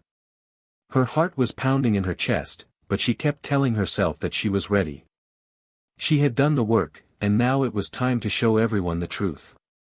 When she arrived, Mr. Hargrove was sitting at his desk, looking through a stack of papers. He didn't look up when she entered, so she cleared her throat softly. "Mr. Hargrove?" Amara's voice was calm but firm. He looked up, and for a moment, their eyes locked. Amara saw a flicker of uncertainty in his gaze, but he quickly masked it with a neutral expression. "Amara," he said, gesturing for her to sit. "Thank you for coming. I've gone over your project again, and I've got some concerns." Amara sat down across from him, her binder clasped tightly in her hands. I understand. But I want to make sure you know that I did this project by myself. I've worked hard on it, and I have all the materials to show you exactly how I did it. Mr. Hargrove raised an eyebrow, clearly skeptical. You've provided your sources, yes, but I still find it hard to believe that someone your age could put together something so advanced. Amara felt a sting at his words, but she pushed it aside. This was it, the moment where she would either prove herself or be dismissed. And she wasn't about to be dismissed. I did it, she said simply, opening her binder and laying out her research materials in front of him. I've kept detailed notes of everything I did. I've listed all of my sources, and I can show you every step of my process. I didn't cheat. She watched as Mr. Hargrove flipped through the pages, scanning her research, her notes, and her sources. There was a long silence, broken only by the rustle of paper as he sifted through her work. Finally, he put the binder down and looked at her. I can't deny that the work is thorough, he admitted, his voice softer than before. You've clearly put a lot of effort into this. But you understand my concern, don't you? It's just unusual. Amara leaned forward, her eyes unwavering. I understand your concern. But I want to make it clear, just because something is unusual doesn't mean it's not possible. I know what I'm capable of. I worked hard to get here. And I won't let anyone take that from me. There was a long pause, and Amara could see Mr. Hargrove weighing her words carefully. The skepticism in his eyes began to soften, and for the first time since this whole ordeal had begun, Amara saw a flicker of respect in his gaze. You're right, he said finally, nodding slowly. Maybe I've been too quick to jump to conclusions. You've given me enough to consider. I'll look over this more carefully, and we'll talk again soon. Amara stood up, her heart still racing, but a sense of relief washing over her. She had done it. She had stood her ground, and now, she had proven her point. Thank you, Mr. Hargrove, she said, feeling a weight lift off her shoulders. I appreciate you taking the time to go over everything. As she turned to leave, Amara couldn't help but smile. She had faced the doubts, the whispers, and the accusations, and she had stood strong. She wasn't finished yet, but this was a step in the right direction. She had shown herself, and the world, that she was more than capable. As Amara walked out of the office and down the hallway, a sense of empowerment filled her chest. She had faced the greatest challenge yet, and she had come out on top. But there was still more to come. There would always be more challenges, more hurdles to jump over, more people who would try to bring her down. But Amara knew one thing for sure, she was ready. She wasn't just a gifted student anymore. She was a force to be reckoned with. And nothing, not even the doubts of others, would stop her from achieving her dreams. Hit subscribe and leave a comment with where you're watching from. This story might just spark a new beginning. What's one thing that always pushes you forward, even when things get tough? The following days after her meeting with Mr. Hargrove were filled with a strange sense of anticipation. Amara couldn't stop thinking about the conversation they had had. For the first time, she felt like she had made a real impression. Mr. Hargrove's attitude had shifted from skepticism to something resembling respect. But there was still the matter of the public's perception, the gossip, the whispers, and the lingering doubt that threatened to undermine her victory. In the halls, students still exchanged furtive glances when she walked by. Some were silent, some offered a quick, polite smile, and others simply ignored her, as if pretending she didn't exist was the easier way to handle the situation.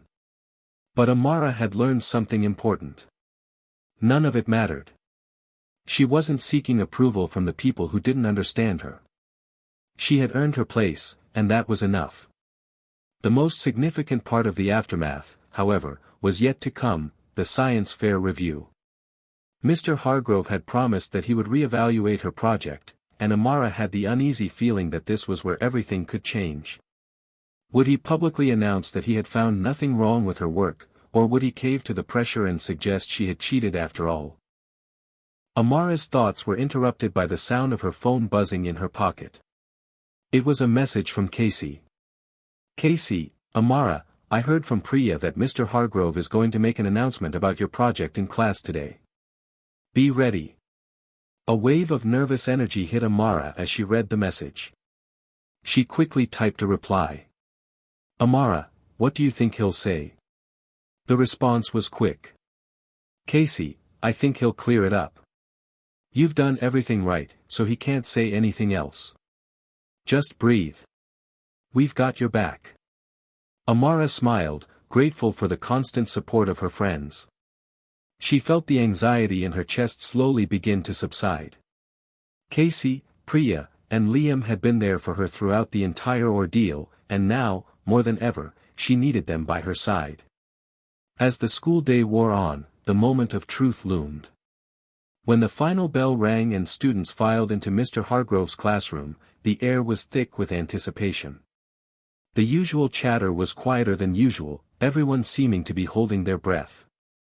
Amara took a deep breath herself as she took her seat. She was ready for whatever was coming, but that didn't make her feel any less nervous. Mr. Hargrove stepped into the classroom, his usual stern demeanor in place. He looked around the room, his eyes briefly meeting Amara's before he addressed the class. "Everyone, I've gathered you here today to clear up something important. Recently, there have been some questions about Amara's science fair project. There were some concerns raised regarding the originality of her work, and I promised I would review it thoroughly." Amara felt a knot tighten in her stomach. She could sense the eyes of her classmates on her, some curious, some doubtful. She stayed still, focusing on the sound of Mr. Hargrove's voice. "I want to be clear," he continued, his gaze now fixed on Amara, "that after reviewing all the material, after going over her research, her notes, and her methodology, I can confidently say that there is no evidence of cheating or dishonesty in her work." Amara's breath caught in her throat. She felt a wave of relief flood over her as the tension in the room seemed to dissipate. Mr. Hargrove's voice softened as he added, "Amara's project was, without a doubt, one of the most well-researched and well-executed submissions I've ever had the privilege of reviewing." A murmur rippled through the class, and Amara could hardly believe what she was hearing. Was he really saying that? "To those of you who doubted her," Mr. Hargrove said, his tone now sharper, "I encourage you to learn from her example. If you're going to question someone's abilities, make sure you understand the full scope of their work first." Amara felt the warmth of his words wrap around her like a shield, deflecting the harshness that had surrounded her for so long. It was a vindication she hadn't expected but desperately needed. "Amara," Mr. Hargrove added, nodding toward her, "you've done an outstanding job. Keep up the good work." A wave of applause erupted in the classroom, but it wasn't the typical clapping that accompanied a teacher's praise. This felt different. It was a mixture of respect, recognition, and, perhaps, a little embarrassment from those who had doubted her in the first place. Amara's face flushed, but she held her head high. Her heart raced in her chest, but this time it wasn't out of fear or anxiety. It was from a sense of pride, knowing she had earned this moment. She had proven herself. As the applause died down, Amara's friends turned to her with wide smiles. Priya gave her a thumbs up from across the room, and Casey mouthed, "You did it." Liam shot her a wink. Amara couldn't stop the smile that spread across her face. She had done it. She had faced the challenge head-on, and now she was standing tall, her work finally getting the recognition it deserved. The rest of the day passed in a blur. The whispers, the doubt, the tension, it all seemed to fade into the background. Amara felt like she had reclaimed her place in the world, that no one could take away the pride she had earned. But it wasn't just about proving the naysayers wrong. It was about standing up for herself and knowing, deep down, that she deserved to be there. When the final bell rang, signaling the end of the school day, Amara gathered her things and made her way out of the classroom. As she stepped into the hallway, she was greeted by Casey, Priya, and Liam, who were waiting for her. "You did it!" Priya exclaimed, her voice full of excitement. "You've officially silenced the haters." Amara laughed, feeling lighter than she had in days. "I guess I did," she said, her smile still wide. "It feels pretty good, too." Liam grinned. "You're a rock star now. They'll be talking about this one for a while." Amara shook her head, laughing at the thought. "I don't care about the rumors anymore. I know who I am. And that's enough." That night, as Amara lay in bed, she reflected on everything that had brought her to this moment. The struggles, the doubts, the obstacles, it had all led to this. She had proven herself, not just to others, but to herself. Her journey wasn't over yet. She still had so much more to accomplish, so many more challenges to face. But now, she knew that nothing could stand in her way. She had the strength, the resilience, and the support of her friends to see her through whatever came next. Amara closed her eyes, feeling a sense of peace settle over her. Tomorrow, she would continue moving forward. And nothing, no matter how difficult, would ever stop her from reaching her dreams. The days following her meeting with Mr. Hargrove felt like a blur of triumph and new beginnings. Amara's confidence had skyrocketed, and with it, her determination to prove herself in other aspects of life. She had been running on adrenaline for days, but that wasn't going to last forever. The inevitable come-down was approaching, and she knew it. Yet, as she moved through her routines, class, homework, and time spent with friends, there was a feeling deep inside her that kept her motivated. Something more was on the horizon. Her teachers began to notice a change in her. Mrs. Greenfield, her history teacher, had always been one to recognize potential. After her class, she stopped Amara by the door, her usual friendly smile replaced with something more thoughtful. "Amara, I've been keeping an eye on you," she said, her voice warm but serious. "Your work has been exceptional lately. I want to talk to you about an opportunity." Amara blinked in surprise. "An opportunity? What kind of opportunity?" Mrs. Greenfield hesitated for a moment before continuing. "There's a scholarship program for students interested in science and innovation. It's competitive, but you've got something special. I think you'd be a perfect fit." Amara's heart raced. A scholarship? This could be the break she had been waiting for. Her family had always been supportive, but the financial strain of college was a constant worry. The possibility of an opportunity like this felt like a lifeline. I don't know what to say." "Thank you," Amara stammered, her mind racing. "But how do I even apply for something like that?" Mrs. Greenfield smiled. "That's exactly why I'm telling you about it now. The application process is rigorous, but I have no doubt you can handle it. I'll send you the details, and we can work through it together." Amara could hardly believe it. Just when she thought everything had settled down, an opportunity like this came along. She had proven herself in one area, and now, it seemed like the universe was offering her a chance to prove herself in another. But the pressure felt different this time. This wasn't about clearing her name. This was about building a future, her future. That evening, after dinner, Amara sat down at the kitchen table and opened her laptop. Her parents were in the living room, talking quietly, but Amara needed space to think. The scholarship application was more than just a piece of paper. It was a chance to change her life. She had to be careful. Every word, every detail, had to be perfect. Her phone buzzed with a message from Priya. "Priya, hey, I heard about the scholarship." "That's amazing, Amara. You've got this." Amara smiled, feeling a surge of gratitude for her friends. Their support had been unwavering.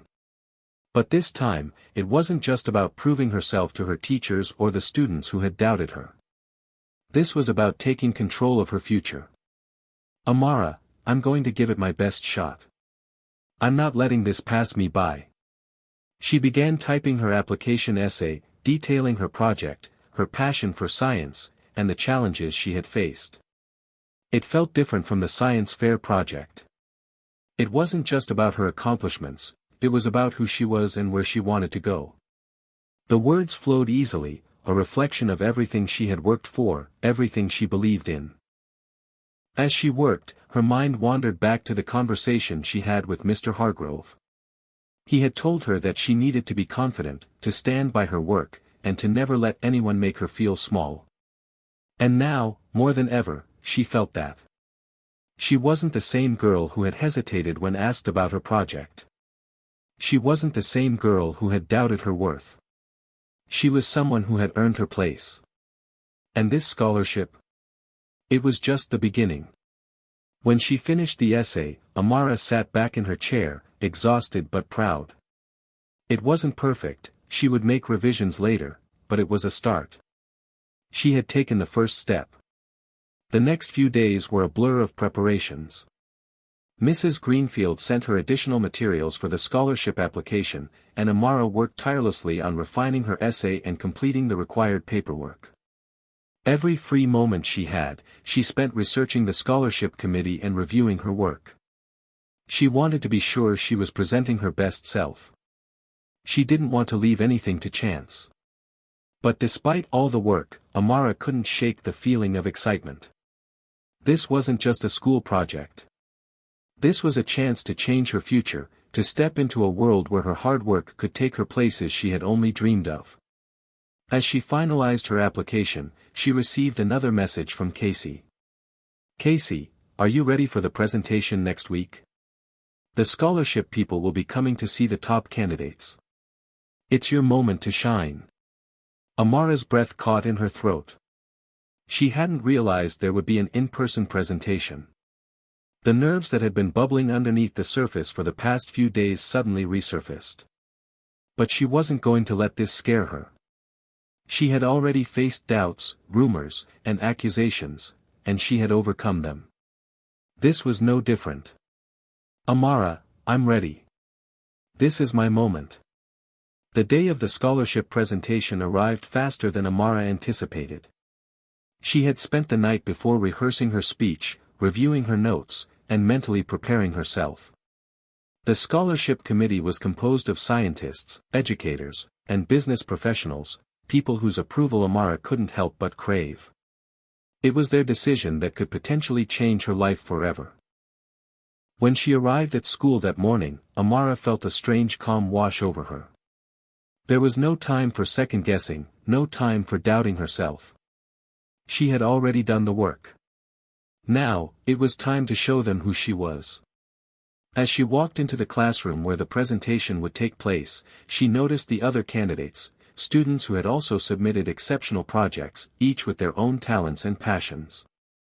The competition was fierce, but Amara reminded herself that she wasn't here to compare herself to others.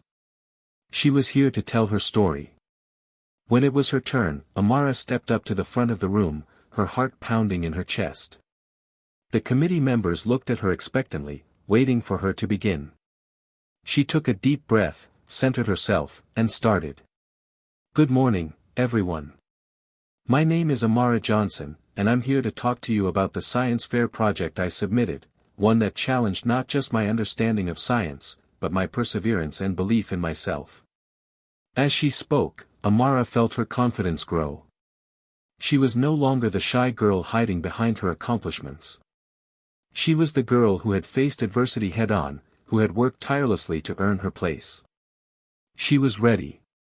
The presentation flowed smoothly, and as she finished, Amara felt a sense of pride wash over her. She had told her story. Now, it was up to the scholarship committee to decide if they believed in her as much as she believed in herself. Later that evening, after the presentation, Amara received a call from Mrs. Greenfield. "Amara," Mrs. Greenfield said, her voice full of excitement. "The scholarship committee was very impressed with your presentation. They want to move forward with your application. You've made it to the final round." Amara's heart leaped in her chest. She had done it. She had taken the leap, and now it seemed like her hard work was about to pay off. "Thank you so much," Amara whispered, overwhelmed with emotion. "You earned it," Mrs. Greenfield replied. "But don't stop here. Keep pushing. This is just the beginning. Amara smiled through the tears, feeling the weight of her journey, and her dreams, finally beginning to take flight. Amara's world was buzzing with energy as she prepared for the final stage of the scholarship application process. She had made it through the presentation with flying colors, and now the countdown to the final decision was underway. Every time she closed her eyes, she saw herself holding that scholarship letter, her future secured by all the hard work she had poured into the project and everything that had followed since. But the days leading up to the final decision were also filled with a familiar sense of anxiety, one that Amara couldn't shake, no matter how hard she tried. She was no longer just worried about herself, though. Her entire family had become invested in her success, watching closely as Amara went through the motions of preparing for the next stage. Her mother had become an unofficial coach, running practice interviews with her, while her father offered wisdom, grounded in his own life experiences. Amara couldn't have felt more supported, and, at the same time, more pressured. As the final days drew near, Amara began to doubt herself in ways she hadn't expected. The scholarship was her chance to escape her circumstances, to show that she wasn't just a girl from a small town with big dreams, but someone who could make a tangible impact on the world. But what if that wasn't enough? What if all the effort she had poured into her project hadn't been enough to stand out in a field of equally talented candidates? Her thoughts were interrupted by a text message from Priya. "Priya, you're going to nail this, Amara. Just remember, you've already done the hard part. You've proven yourself. They know what you're capable of. The rest is just a formality." Amara smiled at the message but couldn't entirely silence the doubts in her head. Still, Priya's words reminded her of the strength she had shown when she stood up to Mr. Hargrove, when she first presented her project. That had felt like a turning point, a moment when she realized her own power. She could do this. As the deadline approached, Amara felt a combination of excitement and anxiety stir within her. Her friends were right.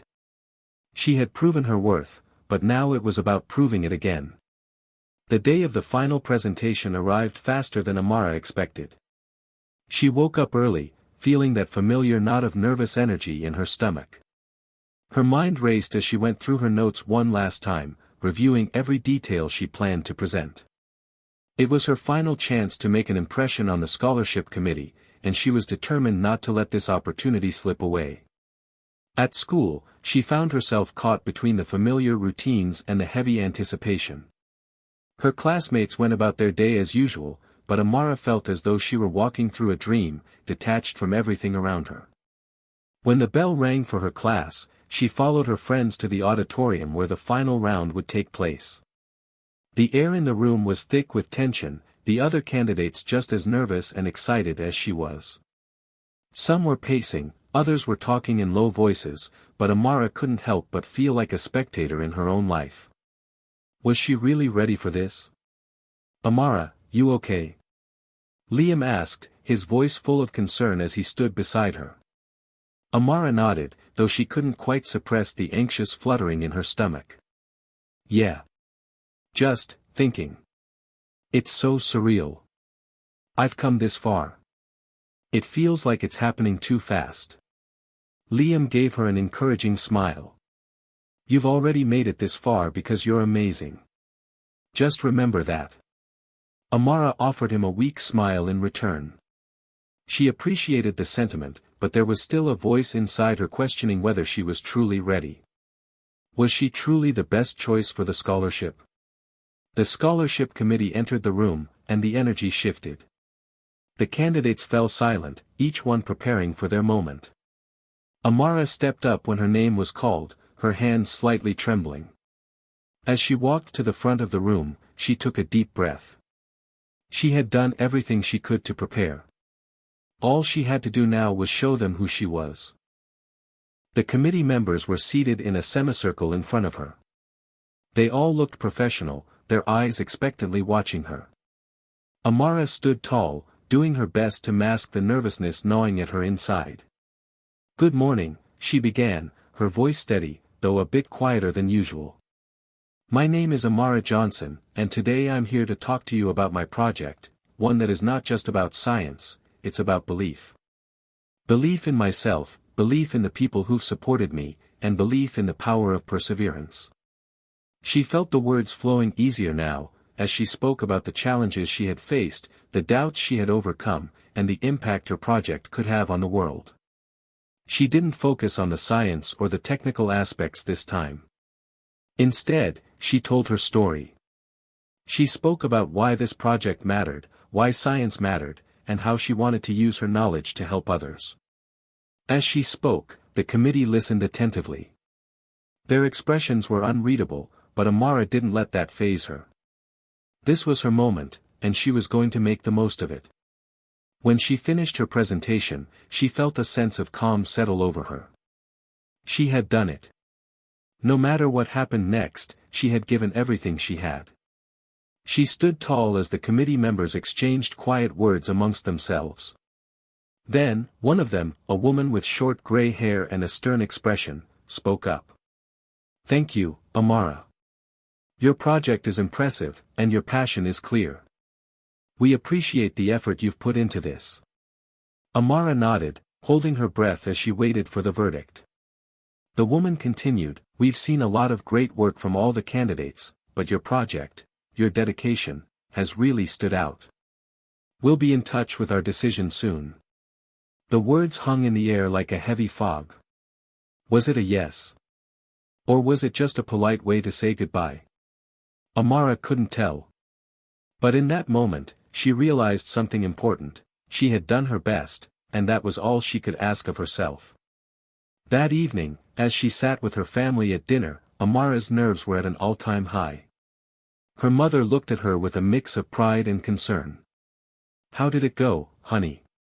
Amara hesitated, glancing at her parents. "I think it went well. But I won't know for sure until they make their decision." Her father smiled, his eyes warm. "You've worked hard, Amara. No matter the outcome, you've shown everyone what you're capable of." Amara felt a lump form in her throat. She had worked hard, but it wasn't just about winning. It was about everything she had learned along the way, everything she had proven to herself. She had already won, in a sense. The rest was just the icing on the cake. As they continued with dinner, Amara found herself thinking about the future, about what she could do with the knowledge she had gained. But for the first time in a long time, the uncertainty didn't scare her. She knew that whatever came next, she would be ready. The days following her presentation were a blur. Amara's mind seemed to float in a haze, consumed by the weight of uncertainty. Every text, every phone call, felt like it might be the one that would change everything. The scholarship decision loomed large in her mind, but she couldn't quite bring herself to check her email or even ask her teachers for updates. The anxiety of waiting was enough to make her feel like she might burst. Priya and Liam were both excited, but they could see the toll the waiting was taking on her. "You need to breathe, Amara," Priya said one afternoon after school. "You've done everything you could. Now, we just wait for the committee to make their decision." "I know, but I can't help it," Amara admitted, running a hand through her hair. "I feel like I've put everything I have into this. What if it wasn't enough? What if someone else was better?" Liam, ever the optimist, placed a hand on her shoulder. "Amara, you are your own worst critic. You've already proven more than enough. Trust that the committee saw that." But even his words didn't fully quiet the storm of doubt inside her. The next few days were a mix of anxiety and routine. She went to class, completed her assignments, and hung out with friends, but her thoughts always circled back to that scholarship. How could she not? It was her ticket to a future she'd dreamed of, a chance to leave behind the limitations of her circumstances and prove to herself that anything was possible. Her phone buzzed in her pocket one morning as she sat in the library during study hall. She pulled it out, her heart racing. It was an email from Mrs. Greenfield. Subject: Scholarship Decision. Her fingers hovered over the screen as she opened it. "Dear Amara, We are pleased to inform you that you have been selected as one of the finalists for the scholarship you applied for. Your project impressed the committee, and we would like to invite you for a final interview next week. Congratulations on making it this far, and we look forward to meeting you in person soon. Best regards. The Scholarship Committee. Amara's breath caught in her throat. She had made it to the final round. Her mind struggled to process the words on the screen. She read the email again, then again. Final interview. It wasn't the scholarship itself, but it was so much closer. So close, in fact, that she could almost touch it. The initial shock faded, replaced by a rush of adrenaline. She had done it. She had gotten this far. She wasn't about to let this opportunity slip through her fingers now. Amara immediately shot a message to Priya and Liam. Amara, I made it. They invited me to a final interview. Within seconds, Priya's response came through. Priya, that's amazing. You've earned it, Amara. I'm so proud of you. Liam's message was next. Liam, I knew it. You're unstoppable. Amara smiled, feeling a surge of gratitude for the people in her life who had been there for her through every step of this journey. But now, there was no time to celebrate. The final interview was everything. It was the last hurdle before she could get what she had worked so hard for. The next few days were filled with preparation. Mrs. Greenfield offered her guidance, helping her prepare answers to potential questions that might arise during the interview. Amara practiced in front of her mirror, rehearsing her responses, trying to keep her nerves in check. She knew she couldn't afford to stumble. Not now, not after everything she had been through. But as the interview day approached, the nerves began to creep back. She found herself lying awake at night, replaying every aspect of her application, wondering if she had done enough, if she had answered everything perfectly. Would they see the person she had become, or would they only see the girl who had once struggled to fit in, to prove herself? Her family was as supportive as ever, offering advice and encouragement every step of the way.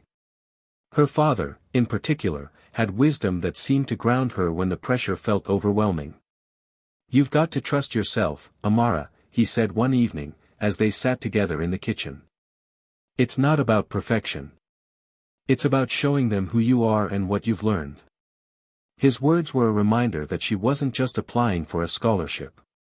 She was applying to show the world that she had what it took to succeed, to make an impact. That night, as she sat at her desk, Amara looked at the application she had submitted months ago, the project that had started everything. The memories of the science fair and the chaos that followed came rushing back. But instead of fear, she felt a sense of pride. She had come so far, and no matter the outcome, she had already proven to herself what she was capable of. The day of the final interview arrived, and Amara's nerves were at an all-time high. She woke up early, took a deep breath, and got ready. She dressed in her best outfit, a simple but sharp dress that made her feel confident, and headed to the school for the interview. The room was set up differently from the last time she had been there, with the scholarship committee seated at a long table. They all wore expressions of quiet professionalism, and for a brief moment, Amara felt small under their gaze. But then she remembered her father's words. This wasn't about impressing them with everything she thought they wanted to hear. It was about showing them who she was. Her turn came, and she walked to the front of the room. The committee members all looked up at her, their expressions unreadable. For a moment, there was silence. The tension in the air was palpable. Amara stood tall, her heart pounding, but she made sure to smile and maintain eye contact. She had come this far, and she wasn't going to falter now. Good afternoon, she said, her voice steady despite the flurry of emotions swirling inside her. I'm Amara Johnson, and I'm here today because I believe in the power of science to change lives. I believe that no matter where you come from, if you work hard enough, you can create something that makes a difference. She paused for a moment, letting the words sink in. I've had to fight for my place in the world. I've had to prove to myself that I'm capable of more than what others might expect of me. But I'm here today because I want to do more than just prove myself. I want to use my knowledge and skills to help others, to be the person who makes the world a little better than I found it. The committee members nodded, their eyes not leaving her face. She knew that they were listening. This was her chance to show them the real Amara. The questions that followed were intense but fair. They asked about her project, her motivation, and her future goals. Amara answered each one with confidence, speaking from her heart. She didn't try to sound rehearsed, she just spoke the truth. When the interview ended, Amara felt a sense of calm wash over her. She had done everything she could, and now all she could do was wait. That night, as she sat at home with her family, Amara's phone buzzed again. This time, it was a message from Mrs. Greenfield. "Mrs. Greenfield, Amara, I'm so proud of you. The scholarship committee will be making their final decision soon. No matter the outcome, you've already achieved something incredible." Amara smiled at her phone, feeling a wave of gratitude. Whatever happened next, she had already won something far more important, the belief in herself. The outcome was now out of her hands. All that was left was to wait. The days that followed Amara's final interview seemed to drag on in slow motion. The wait for the decision was unbearable, a constant knot in her stomach that tightened with every passing hour. It wasn't just the uncertainty that plagued her, it was the realization that this was more than just about a scholarship. It was about everything she had worked for, everything she had endured to get here. The prize wasn't just money for college, it was a symbol of validation, a marker of how far she had come from the girl who had been underestimated and dismissed. But as much as she wished she could hurry the process, there was no speeding up time. The committee's decision was final, and Amara had to wait. Her friends were supportive, but even their encouragement couldn't silence the voice in her head that wondered if it had been enough. Priya, always optimistic, sent messages to remind Amara of how far she had come, how much she had achieved, but it only made the wait feel longer. "You've earned this," Priya would text. "No one deserves it more than you." Amara wanted to believe that, but she still wasn't entirely sure.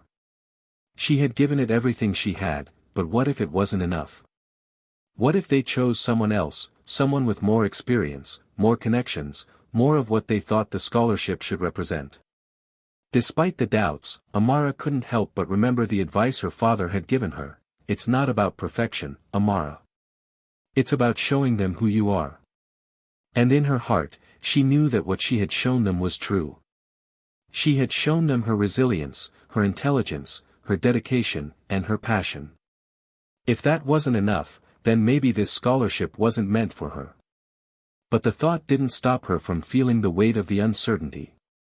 The morning the email finally came, Amara was sitting in the kitchen, scrolling through her phone absent-mindedly, when she saw it. A message from Mrs. Greenfield. Her heart skipped a beat, and her breath caught in her throat. For a moment, she felt as if the world had stopped spinning. This was it. The moment that would determine everything.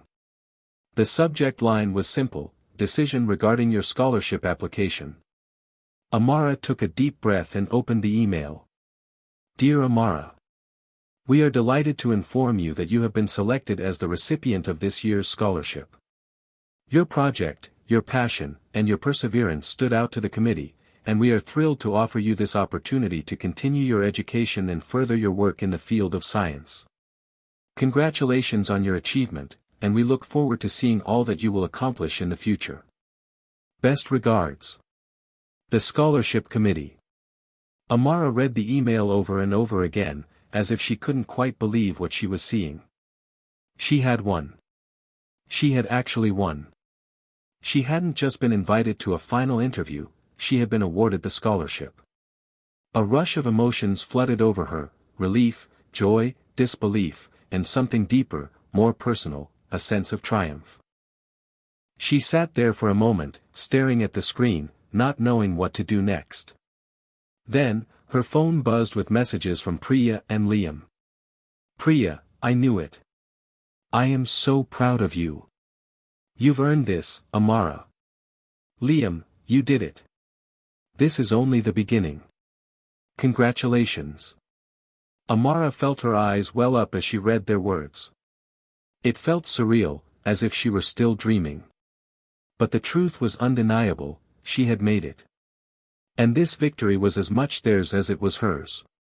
That evening, Amara sat with her family in the living room, the letter still open on her phone screen. She had wanted to keep the news to herself for a moment, to fully process it, but now it was time to share.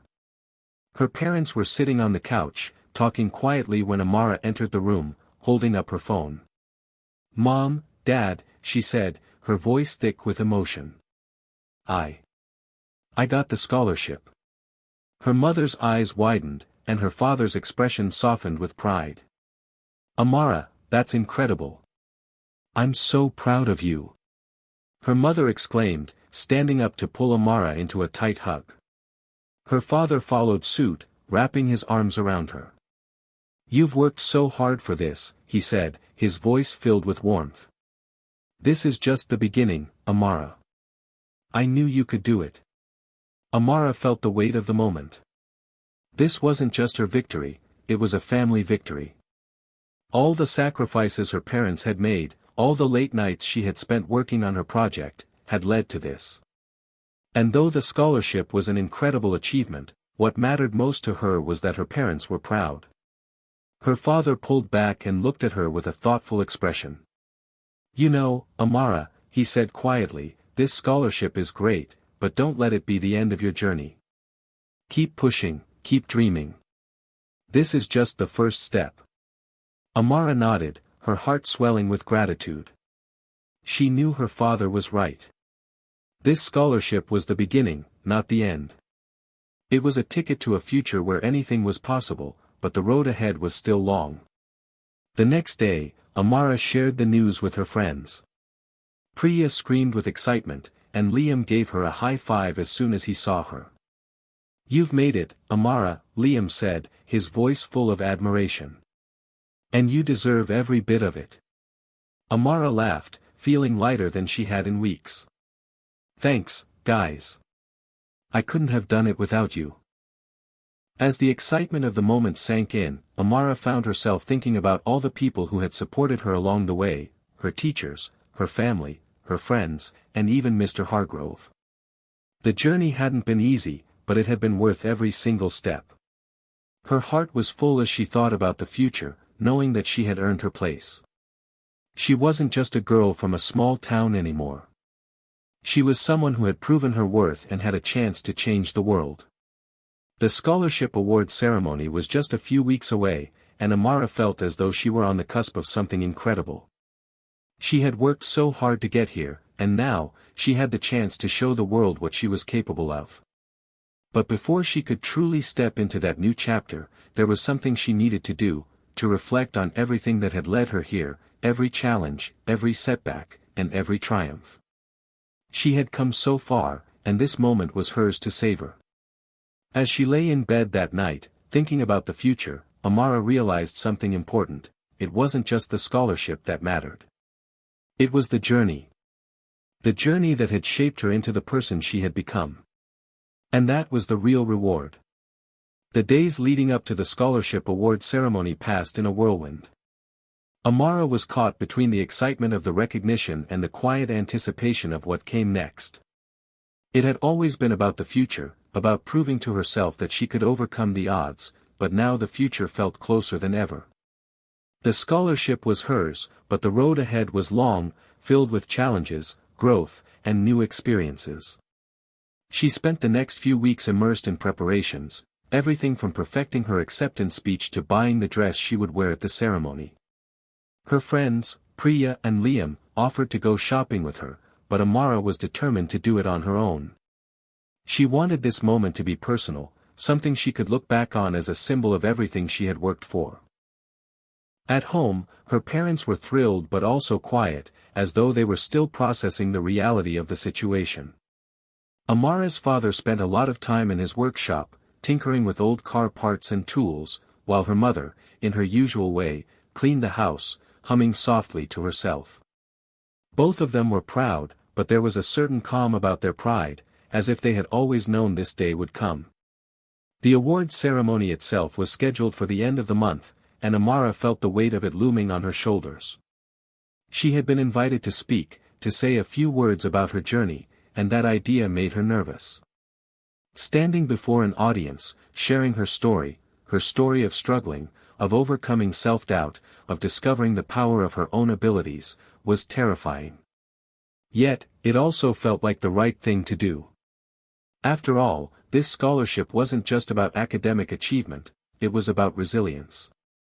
It was about perseverance, about making something from nothing. As the day of the ceremony drew closer, Amara found herself thinking more and more about her future.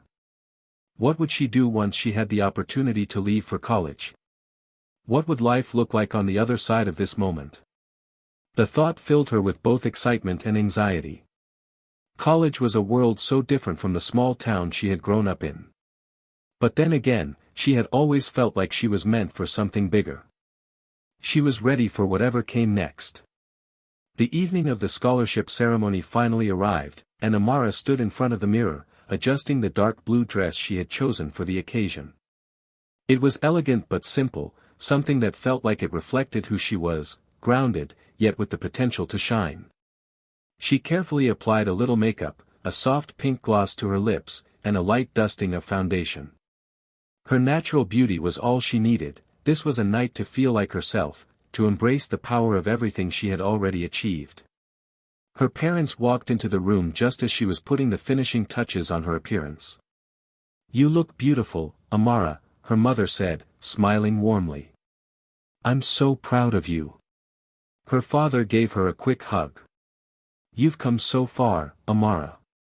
You've done more than we could ever imagine." Amara smiled, feeling a lump form in her throat. She had always known her parents were proud of her, but tonight, it felt different. Tonight, their pride was like a tangible thing, something she could hold on to and carry with her as she stepped into this new chapter. "Thanks, Dad," she replied, her voice a little shaky. "I couldn't have done it without you both." The drive to the ceremony was short, but the anticipation in the car made it feel like a lifetime. When they arrived at the venue, a large hall filled with high school graduates and their families, Amara was awestruck. The room was decorated with banners celebrating academic achievement, and the buzz of conversation around her was electric with excitement. She could see people who were just as nervous and excited as she was. They had all come so far, and they were here to celebrate it. Her heart pounded as they entered the hall, and she spotted her friends, Priya and Liam, waiting for her near the entrance. They greeted her with wide smiles, and Priya immediately pulled her into a hug. "You're going to do amazing, Amara," Priya said, her voice filled with genuine excitement. "You're gonna crush it," Liam added, clapping her on the back. Amara smiled, feeling the warmth of their support. As much as she had worked for this moment, it wouldn't have been the same without the people who had stood by her throughout it all. The ones who had pushed her when she was ready to give up, who believed in her when she didn't believe in herself. It was time. Amara followed the others to their seats, feeling a sudden wave of nerves hit her again. She had worked so hard to get here, but now that the moment had arrived, all the doubts she had buried began to resurface. What if she stumbled over her words? What if she didn't sound as confident as she felt? Her phone buzzed in her pocket, and she quickly pulled it out to check the message. It was from her father. "Dad, just remember, Amara, you've already won. This is just the cherry on top. We're so proud of you. Go show them who you are." Her father's words immediately calmed her nerves. She wasn't just going to this ceremony to collect an award. She was going there to share her story, to prove that she was capable of more than anyone could have ever imagined. The ceremony began with speeches from various donors and community leaders. They all spoke about the importance of education, of perseverance, and of hope. But when it came time for Amara's turn, the room fell into a respectful silence. She stood up, her knees weak, but her resolve steady. Walking to the podium, she looked out over the crowd. Her heart raced, but she took a deep breath, remembering what her father had said. She began speaking, her voice steady but emotional. Good evening, she started, her words carrying across the room. I stand before you today as a girl who never imagined she'd be here. As a girl who, for so long, felt like she didn't belong. Growing up, I always felt different. Like I was on the outside, looking in. But I've learned that our differences don't define us, our willingness to keep going, to keep fighting, no matter what, that's what matters. I'm here because I refuse to let my circumstances define my future. And I'm here because of the people who believed in me when I didn't believe in myself. The room was silent as she spoke, and Amara felt a sense of empowerment she had never experienced before. This was her moment. The moment she had dreamed about, worked for, and fought for. It was more than just about the scholarship, it was about everything she had overcome to get here. I'm not just here to accept this scholarship, Amara continued. I'm here to prove that we all have the ability to do great things. That no matter where we come from, or what people think of us, we have the power to shape our own destinies. This scholarship is not just for me, it's for anyone who has ever felt like they didn't belong. I hope my story can show you that it's never too late to start, to dream, to push forward. As she finished speaking, Amara felt a deep sense of pride, not just in what she had achieved, but in who she had become. The applause that followed felt like a distant echo, as if her words had already made the impact she had hoped for. She had done it. That night, as the ceremony came to a close, Amara sat with her family, her friends, and her teachers, enjoying the celebration of her achievement. But as she looked around the room, she realized that the real reward wasn't the scholarship or the accolades, it was the feeling of knowing that she had earned her place in the world, and that no one could ever take that from her. The road ahead was still long, but for the first time in a long while, Amara felt ready. The summer after the scholarship ceremony was a blur of activity. The excitement of her win had barely settled before Amara found herself deep in the practicalities of preparing for college. There were forms to fill out, financial aid meetings to attend, and countless hours spent researching courses, housing, and student organizations. But despite the chaos, Amara felt a sense of peace she had never known before. This was her future, and it was finally within her grasp. Her parents were excited but also apprehensive. They had always worked hard to provide for her, but the thought of sending their only daughter off to college, a world they didn't know, was daunting. They had done their best to prepare Amara for everything she would face, but they couldn't help but worry. "Are you sure you'll be okay?" her mother asked one evening as Amara sorted through a pile of paperwork.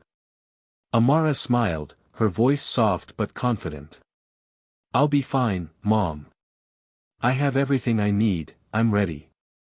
Her mother nodded, though her eyes betrayed the hesitation she tried to hide. "I know you're strong, Amara. But just, promise me you'll take care of yourself." "I promise," Amara said, reaching over to squeeze her mother's hand. "And I'll call you, I swear." The next few weeks were filled with goodbyes. Amara visited the campus with her family, exploring the lecture halls and dorms where she would spend the next 4 years. Everything felt so new, so much larger than her small town, so much more expansive than what she was used to. But in a strange way, it felt right. This was where she belonged.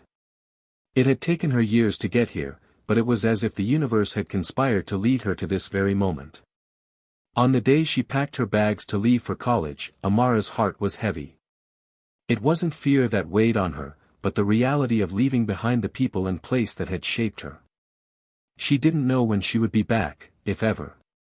College was the beginning of a new life, and that meant stepping away from the world she had always known. Her father stood by the door as she carried her last bag to the car. "Take care of yourself, Amara. Remember what I always told you, don't let anyone tell you that you're not good enough. You've already proven that you're capable of so much more." Amara nodded, her voice thick with emotion. "I will, Dad. I won't forget." As she climbed into the car, her mother hugged her one last time. "Go show them who you are. You don't have to prove anything to anyone, except yourself." "I will," Amara said, her voice barely a whisper. "I promise." With that, she waved goodbye and drove off, feeling the bittersweet mixture of excitement and nostalgia course through her veins. The first few weeks at college were overwhelming. Amara was thrust into a whirlwind of new faces, new routines, and new challenges. The lectures were more intense than she had expected, and the students around her seemed to know more than she did. For a brief moment, she found herself questioning whether she belonged. She wasn't the smartest student in the room. She wasn't the most confident. But she was determined to make her mark. She remembered the moments when she had been told she wasn't enough, when her intelligence and potential were dismissed. She couldn't afford to let those voices creep back into her mind. Amara threw herself into her coursework. She spent long hours in the library, reading and rereading the textbooks, taking notes, and asking professors questions. It wasn't easy. There were times when she felt out of place, when she questioned whether she had made the right choice in coming here. But then, she would remember what her father had said, "Don't let anyone tell you that you're not good enough." Slowly, Amara began to find her rhythm. She formed a study group with a few other students in her class, all of whom were eager to succeed. They helped each other with tough assignments, but they also encouraged each other to push beyond the minimum, to strive for excellence. It felt like the perfect balance of support and competition. No one wanted to be left behind. Priya and Liam had stayed in touch, of course. Priya, ever the optimist, checked in regularly, making sure Amara was adjusting well to the new environment. Liam, on the other hand, sent her occasional texts filled with motivational quotes and reminders that she was doing great. "You're going to be fine, Amara," Liam wrote one evening. "You were made for this." Amara smiled as she read the message. It felt good to know that her friends were still rooting for her, even from far away. One afternoon, as Amara sat in her dorm room working on an assignment, she received an email from the university's research department. The subject line read, "Opportunity for undergraduate research assistantship." Her heart raced as she clicked on the email. It was an invitation to apply for a research assistant position with one of the top scientists in her field, Professor Elizabeth Martin. The professor was known for her groundbreaking work in environmental science, and being a part of her team could give Amara the kind of experience she had always dreamed of. This was a chance to learn from the best, to contribute to real-world research, and to build her academic resume in a way that would set her apart from others. But as she read through the qualifications, Amara felt a twinge of doubt. The position required strong academic performance and previous experience in research, a field she had never formally worked in before. But then, something inside her clicked. She had never let doubt hold her back. She had been told that she wasn't qualified for so many things in the past, but every time, she had proved the naysayers wrong. This was no different. She had the drive, the passion, and the ability to learn quickly. Without hesitation, she clicked the "Apply" button. A week later, Amara found herself sitting across from Professor Martin in her office. The professor was a tall, commanding woman with sharp features and an even sharper mind. She asked Amara a series of questions about her goals, her interest in environmental science, and her academic background. Amara answered each question with as much honesty and confidence as she could muster. She talked about her high school research project and how it had sparked her passion for science, and she mentioned the scholarship she had received for her dedication to learning. After a long pause, Professor Martin leaned back in her chair, studying Amara carefully. "You're not exactly the typical candidate we look for," she said thoughtfully. "But your passion and determination are impressive. I think you'd be a good fit for the team. Welcome aboard, Miss Richardson." Amara's heart soared. This was the opportunity she had been waiting for, the chance to prove herself in the real world, to work on projects that could change the way people viewed the environment. It was more than just a step forward in her academic career, it was the beginning of something bigger. As the weeks went by, Amara threw herself into her new role. Working in Professor Martin's lab was everything she had hoped for and more. She spent her days analyzing data, conducting experiments, and learning from the best in the field. The work was challenging, but it was also deeply rewarding. For the first time, Amara felt like she was part of something bigger than herself, something that could make a real difference. But the journey was far from over. There were more challenges to face, more hurdles to overcome. And as Amara moved forward, she knew one thing for sure: she wasn't going to stop. She had a fire in her that no one could extinguish. She was just getting started. As the fall semester began to wind down, Amara found herself increasingly immersed in the research lab. The work was exhausting, but the thrill of discovery kept her going.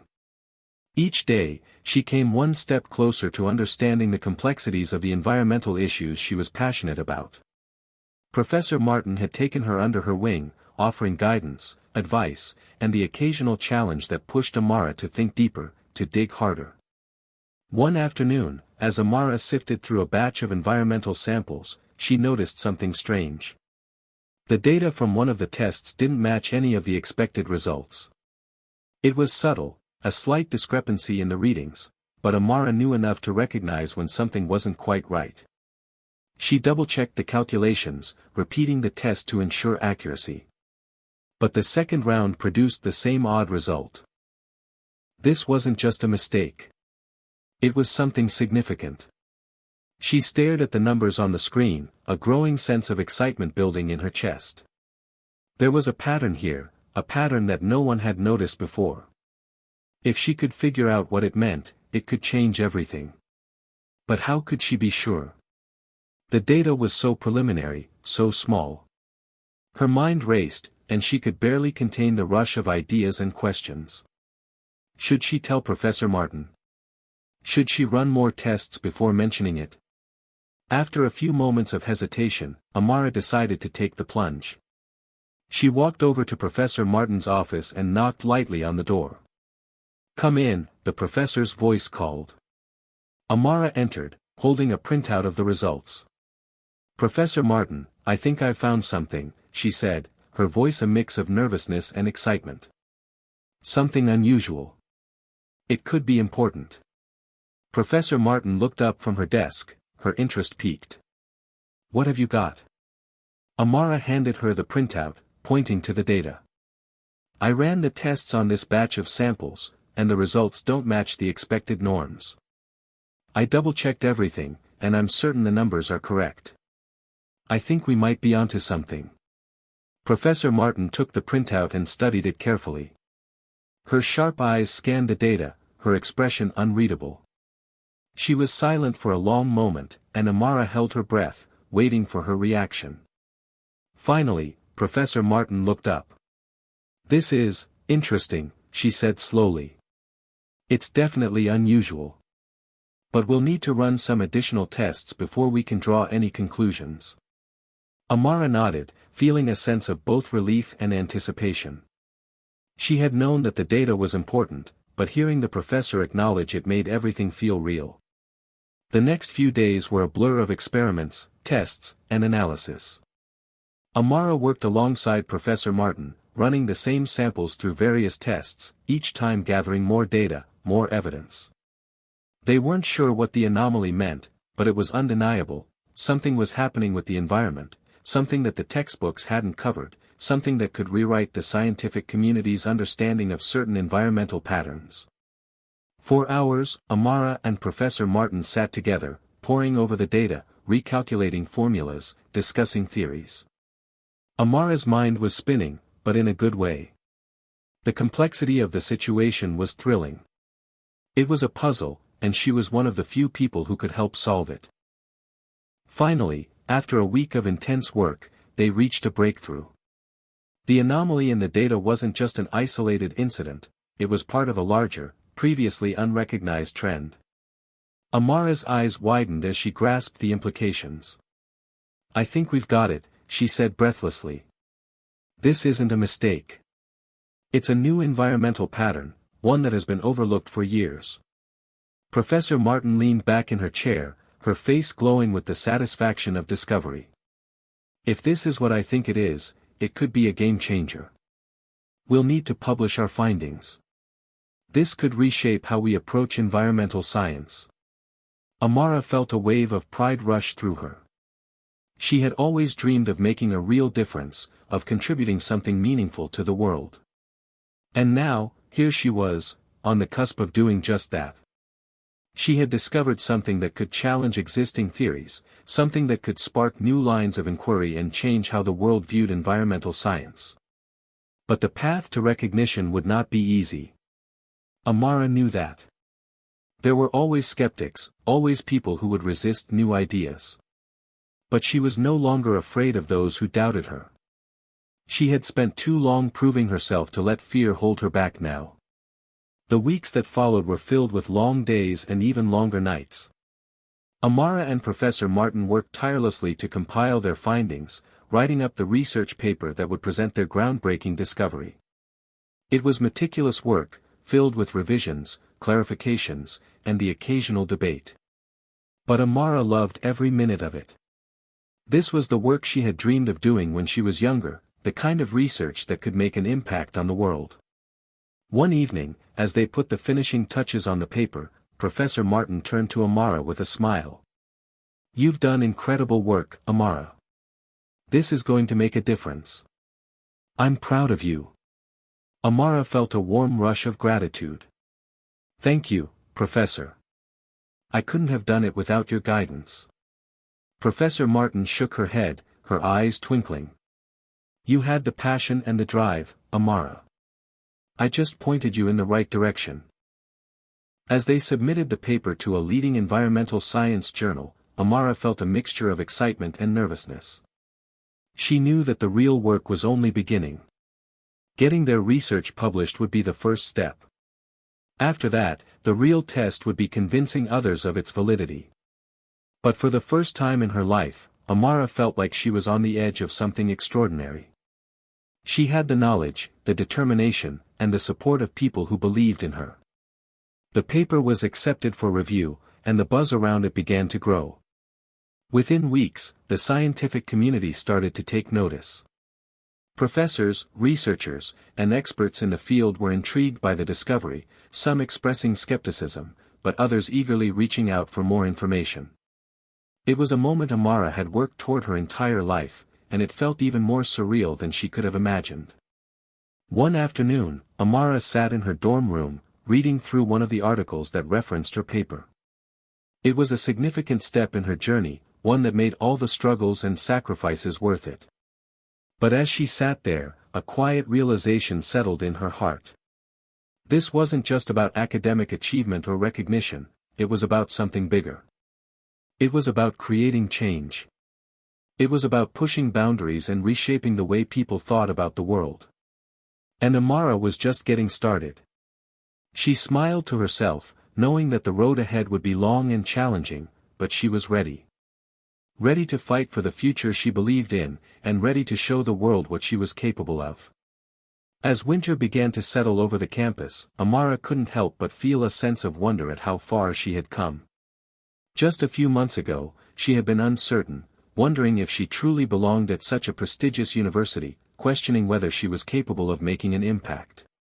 Now, she was part of a groundbreaking research project that had already begun to challenge the established norms of environmental science. And, as the excitement over her and Professor Martin's discovery grew, Amara's sense of purpose felt more concrete than ever. Despite the success, there were moments when the weight of everything threatened to overwhelm her. The relentless pressure to perform, the expectations from peers and professors, and the constant need to prove herself, these were the challenges she now faced. But Amara had learned over the years how to navigate doubt and adversity. She had already proven that she could overcome what others thought were insurmountable obstacles. Late one evening, as Amara sat in the library, absorbed in yet another round of research and reading, she received a text message from Priya. It was simple but meaningful. "I'm so proud of you, Amara. You're changing the world." Amara's heart swelled as she typed back a quick reply, "I couldn't have done it without you." She set the phone down and looked at the screen in front of her. The data, the research, the charts, they were all part of a much larger story. Her journey had become about more than just her personal success. It was about sharing knowledge and insight with the world, and fighting for solutions that would make a tangible difference in the way society viewed and treated the environment. As Amara continued to work with Professor Martin, her discovery began to take on a life of its own. Researchers from all over the country reached out to discuss their findings, and the paper was cited more frequently in other studies. It was no longer just one breakthrough, it was the start of a movement. But with success came challenges. Some scientists, particularly those who had long championed traditional theories, were quick to dismiss Amara's work. There were debates and discussions in academic circles, some of which grew heated. But rather than discouraging Amara, these debates only fueled her determination. She had fought her entire life to be taken seriously, to prove her worth. Now, she was doing it on a much larger stage. "I've seen these kinds of reactions before," Professor Martin told Amara one evening. They were sitting in her office, reviewing the feedback from a recent academic conference. "Change is always met with resistance. People don't like having their world turned upside down. But that's how progress is made. Don't let the critics get to you." Amara nodded, grateful for her mentor's wisdom. "I won't. I know what we found is important. And I won't let anyone stop me from seeing it through." Professor Martin smiled. "I'm proud of you. You've got the passion and the courage to take this further than I ever imagined. And that's why I'm so confident in what you can do next." That night, Amara lay awake in bed, replaying the conversation in her mind. For the first time, she realized that the research wasn't just about proving the world wrong, it was about envisioning a future where things could be better, where the environment could be preserved in ways no one had thought of before. She wanted to be part of that change. A few weeks later, Amara received another email that would change everything. This one came from the university's research funding department, and its subject line read, "Special Project Funding, Environmental Science." She clicked open the email, her fingers trembling slightly. The email offered a significant research grant to continue her work with Professor Martin and to explore the implications of their findings on a larger scale. The funding would enable them to conduct more extensive research, travel to different parts of the country to collect additional data, and possibly even present their findings on an international stage. This wasn't just an opportunity, it was the validation of her entire journey. It was a chance to take her discovery and turn it into something that could truly make a difference. Amara's excitement bubbled over as she read through the details. The application process was detailed and time-consuming, but the reward was too great to pass up.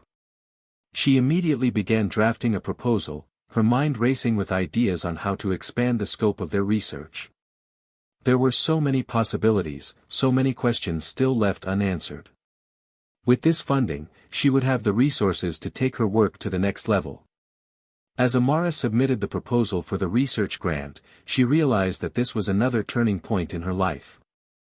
She was no longer the girl who had stumbled into college unsure of her place. She was now a researcher, a leader in her field, someone whose work was influencing the future of environmental science. The responsibility weighed heavily on her, but she was ready for it. Amara had always known that education was the key to unlocking her potential. But what she was learning now was that education wasn't just about acquiring knowledge, it was about applying that knowledge to create meaningful change. It was about taking risks, asking hard questions, and pushing boundaries. The research project was set to take months, and it would be filled with challenges. But Amara knew one thing for sure, she was no longer afraid of those challenges. She had learned how to navigate obstacles, how to persevere when things seemed impossible. And now, with the support of Professor Martin, Priya, Liam, and everyone who had believed in her along the way, Amara felt ready to face whatever came next. Her future was not just a possibility, it was a reality she was actively shaping. And this was just the beginning. By the end of the semester, Amara was more confident than ever. Her discoveries had gained the attention of some of the most influential voices in the field, and the funding she had received was only the first step in a much larger journey. One afternoon, as Amara walked across campus, her thoughts were interrupted by a familiar voice calling her name. "Amara! Wait up!"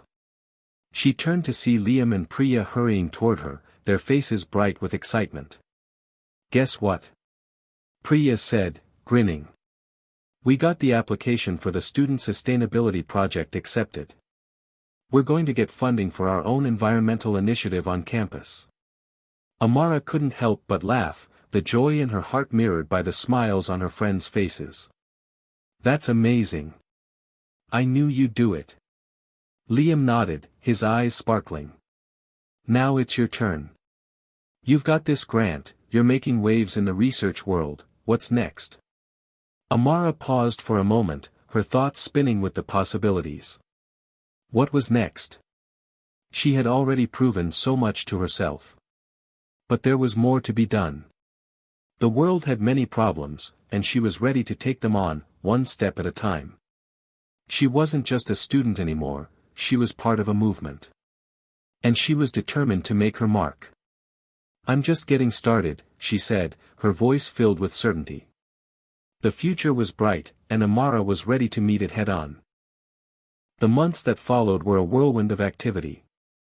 The research grant had given Amara and Professor Martin the opportunity to expand their work, and the results were nothing short of extraordinary. Their study had caught the attention of environmentalists, policymakers, and academics alike. What began as a simple discovery had now evolved into a comprehensive body of work that was challenging the way the world viewed environmental conservation. Amara was living a life she had once only dreamed of.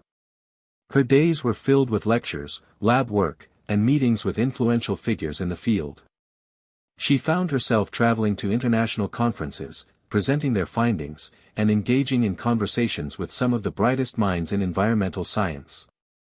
The path she had set for herself seemed to be unfolding perfectly. But amidst the recognition and excitement, Amara never lost sight of her original goal: to make a difference, to create lasting change, and to ensure that her work would lead to tangible results that could help the environment. One afternoon, while preparing for another major presentation in Geneva, Amara received an unexpected email.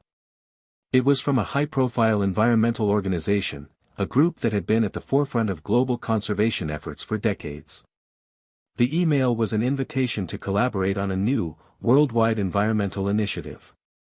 Their team had been following Amara's work closely and wanted her to join their effort to tackle pressing global issues, such as climate change, biodiversity loss, and sustainable agriculture. The email felt like a dream come true, but at the same time, it was a reminder of how much further she had to go. The weight of such an opportunity was enormous, and Amara couldn't help but wonder how she had gotten here. From a young girl struggling with self-doubt to now being offered a role in an organization that could shape the future of the planet, it felt surreal. She sat in her dorm room for hours that evening, thinking about the choices ahead of her. She had come so far, and now it was time to decide how to use the platform and influence she had gained.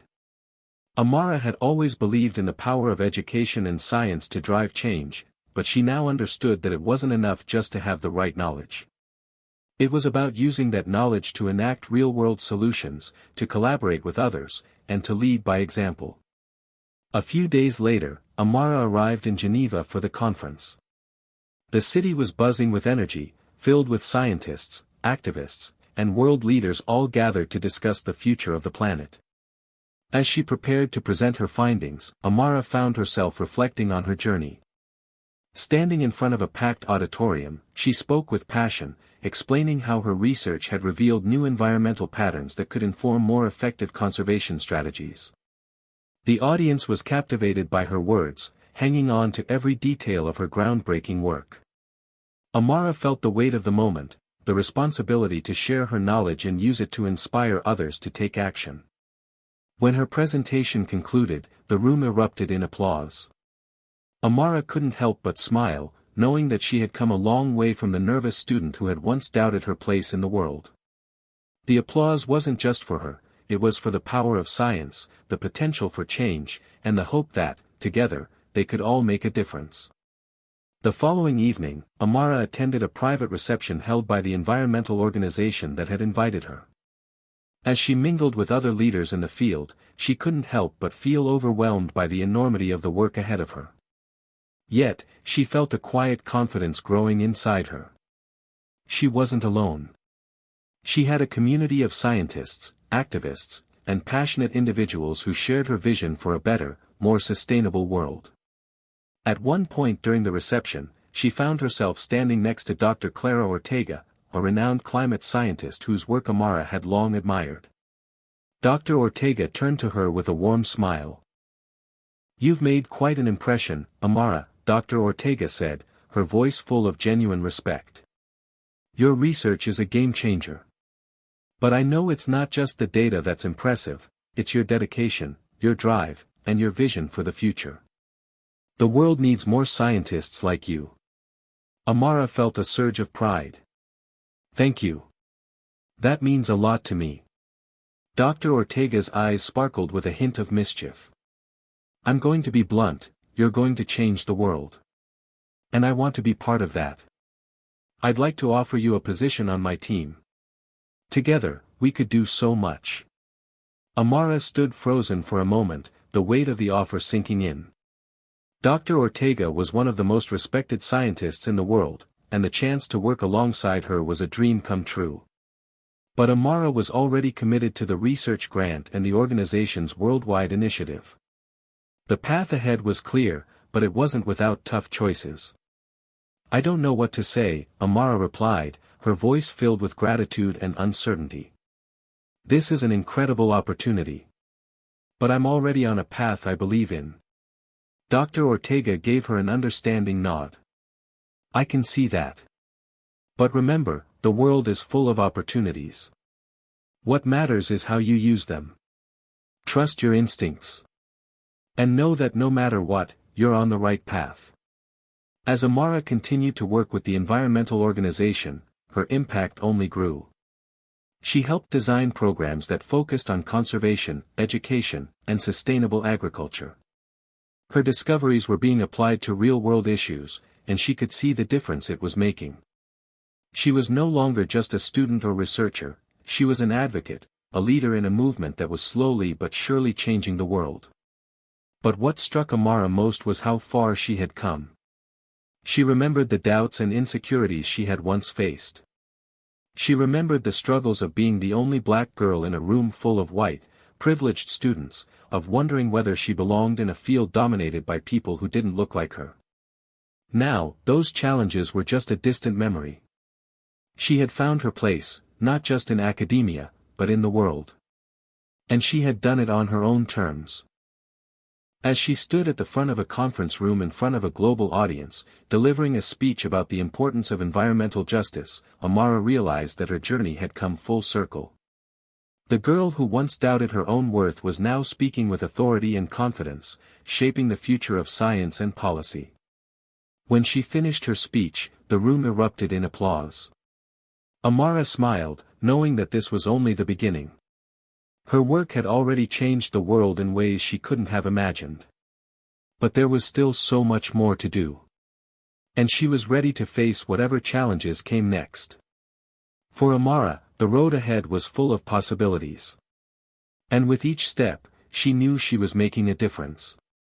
Hit subscribe and leave a comment with where you're watching from. This story might just spark a new beginning. What's one thing that always pushes you forward, even when things get tough?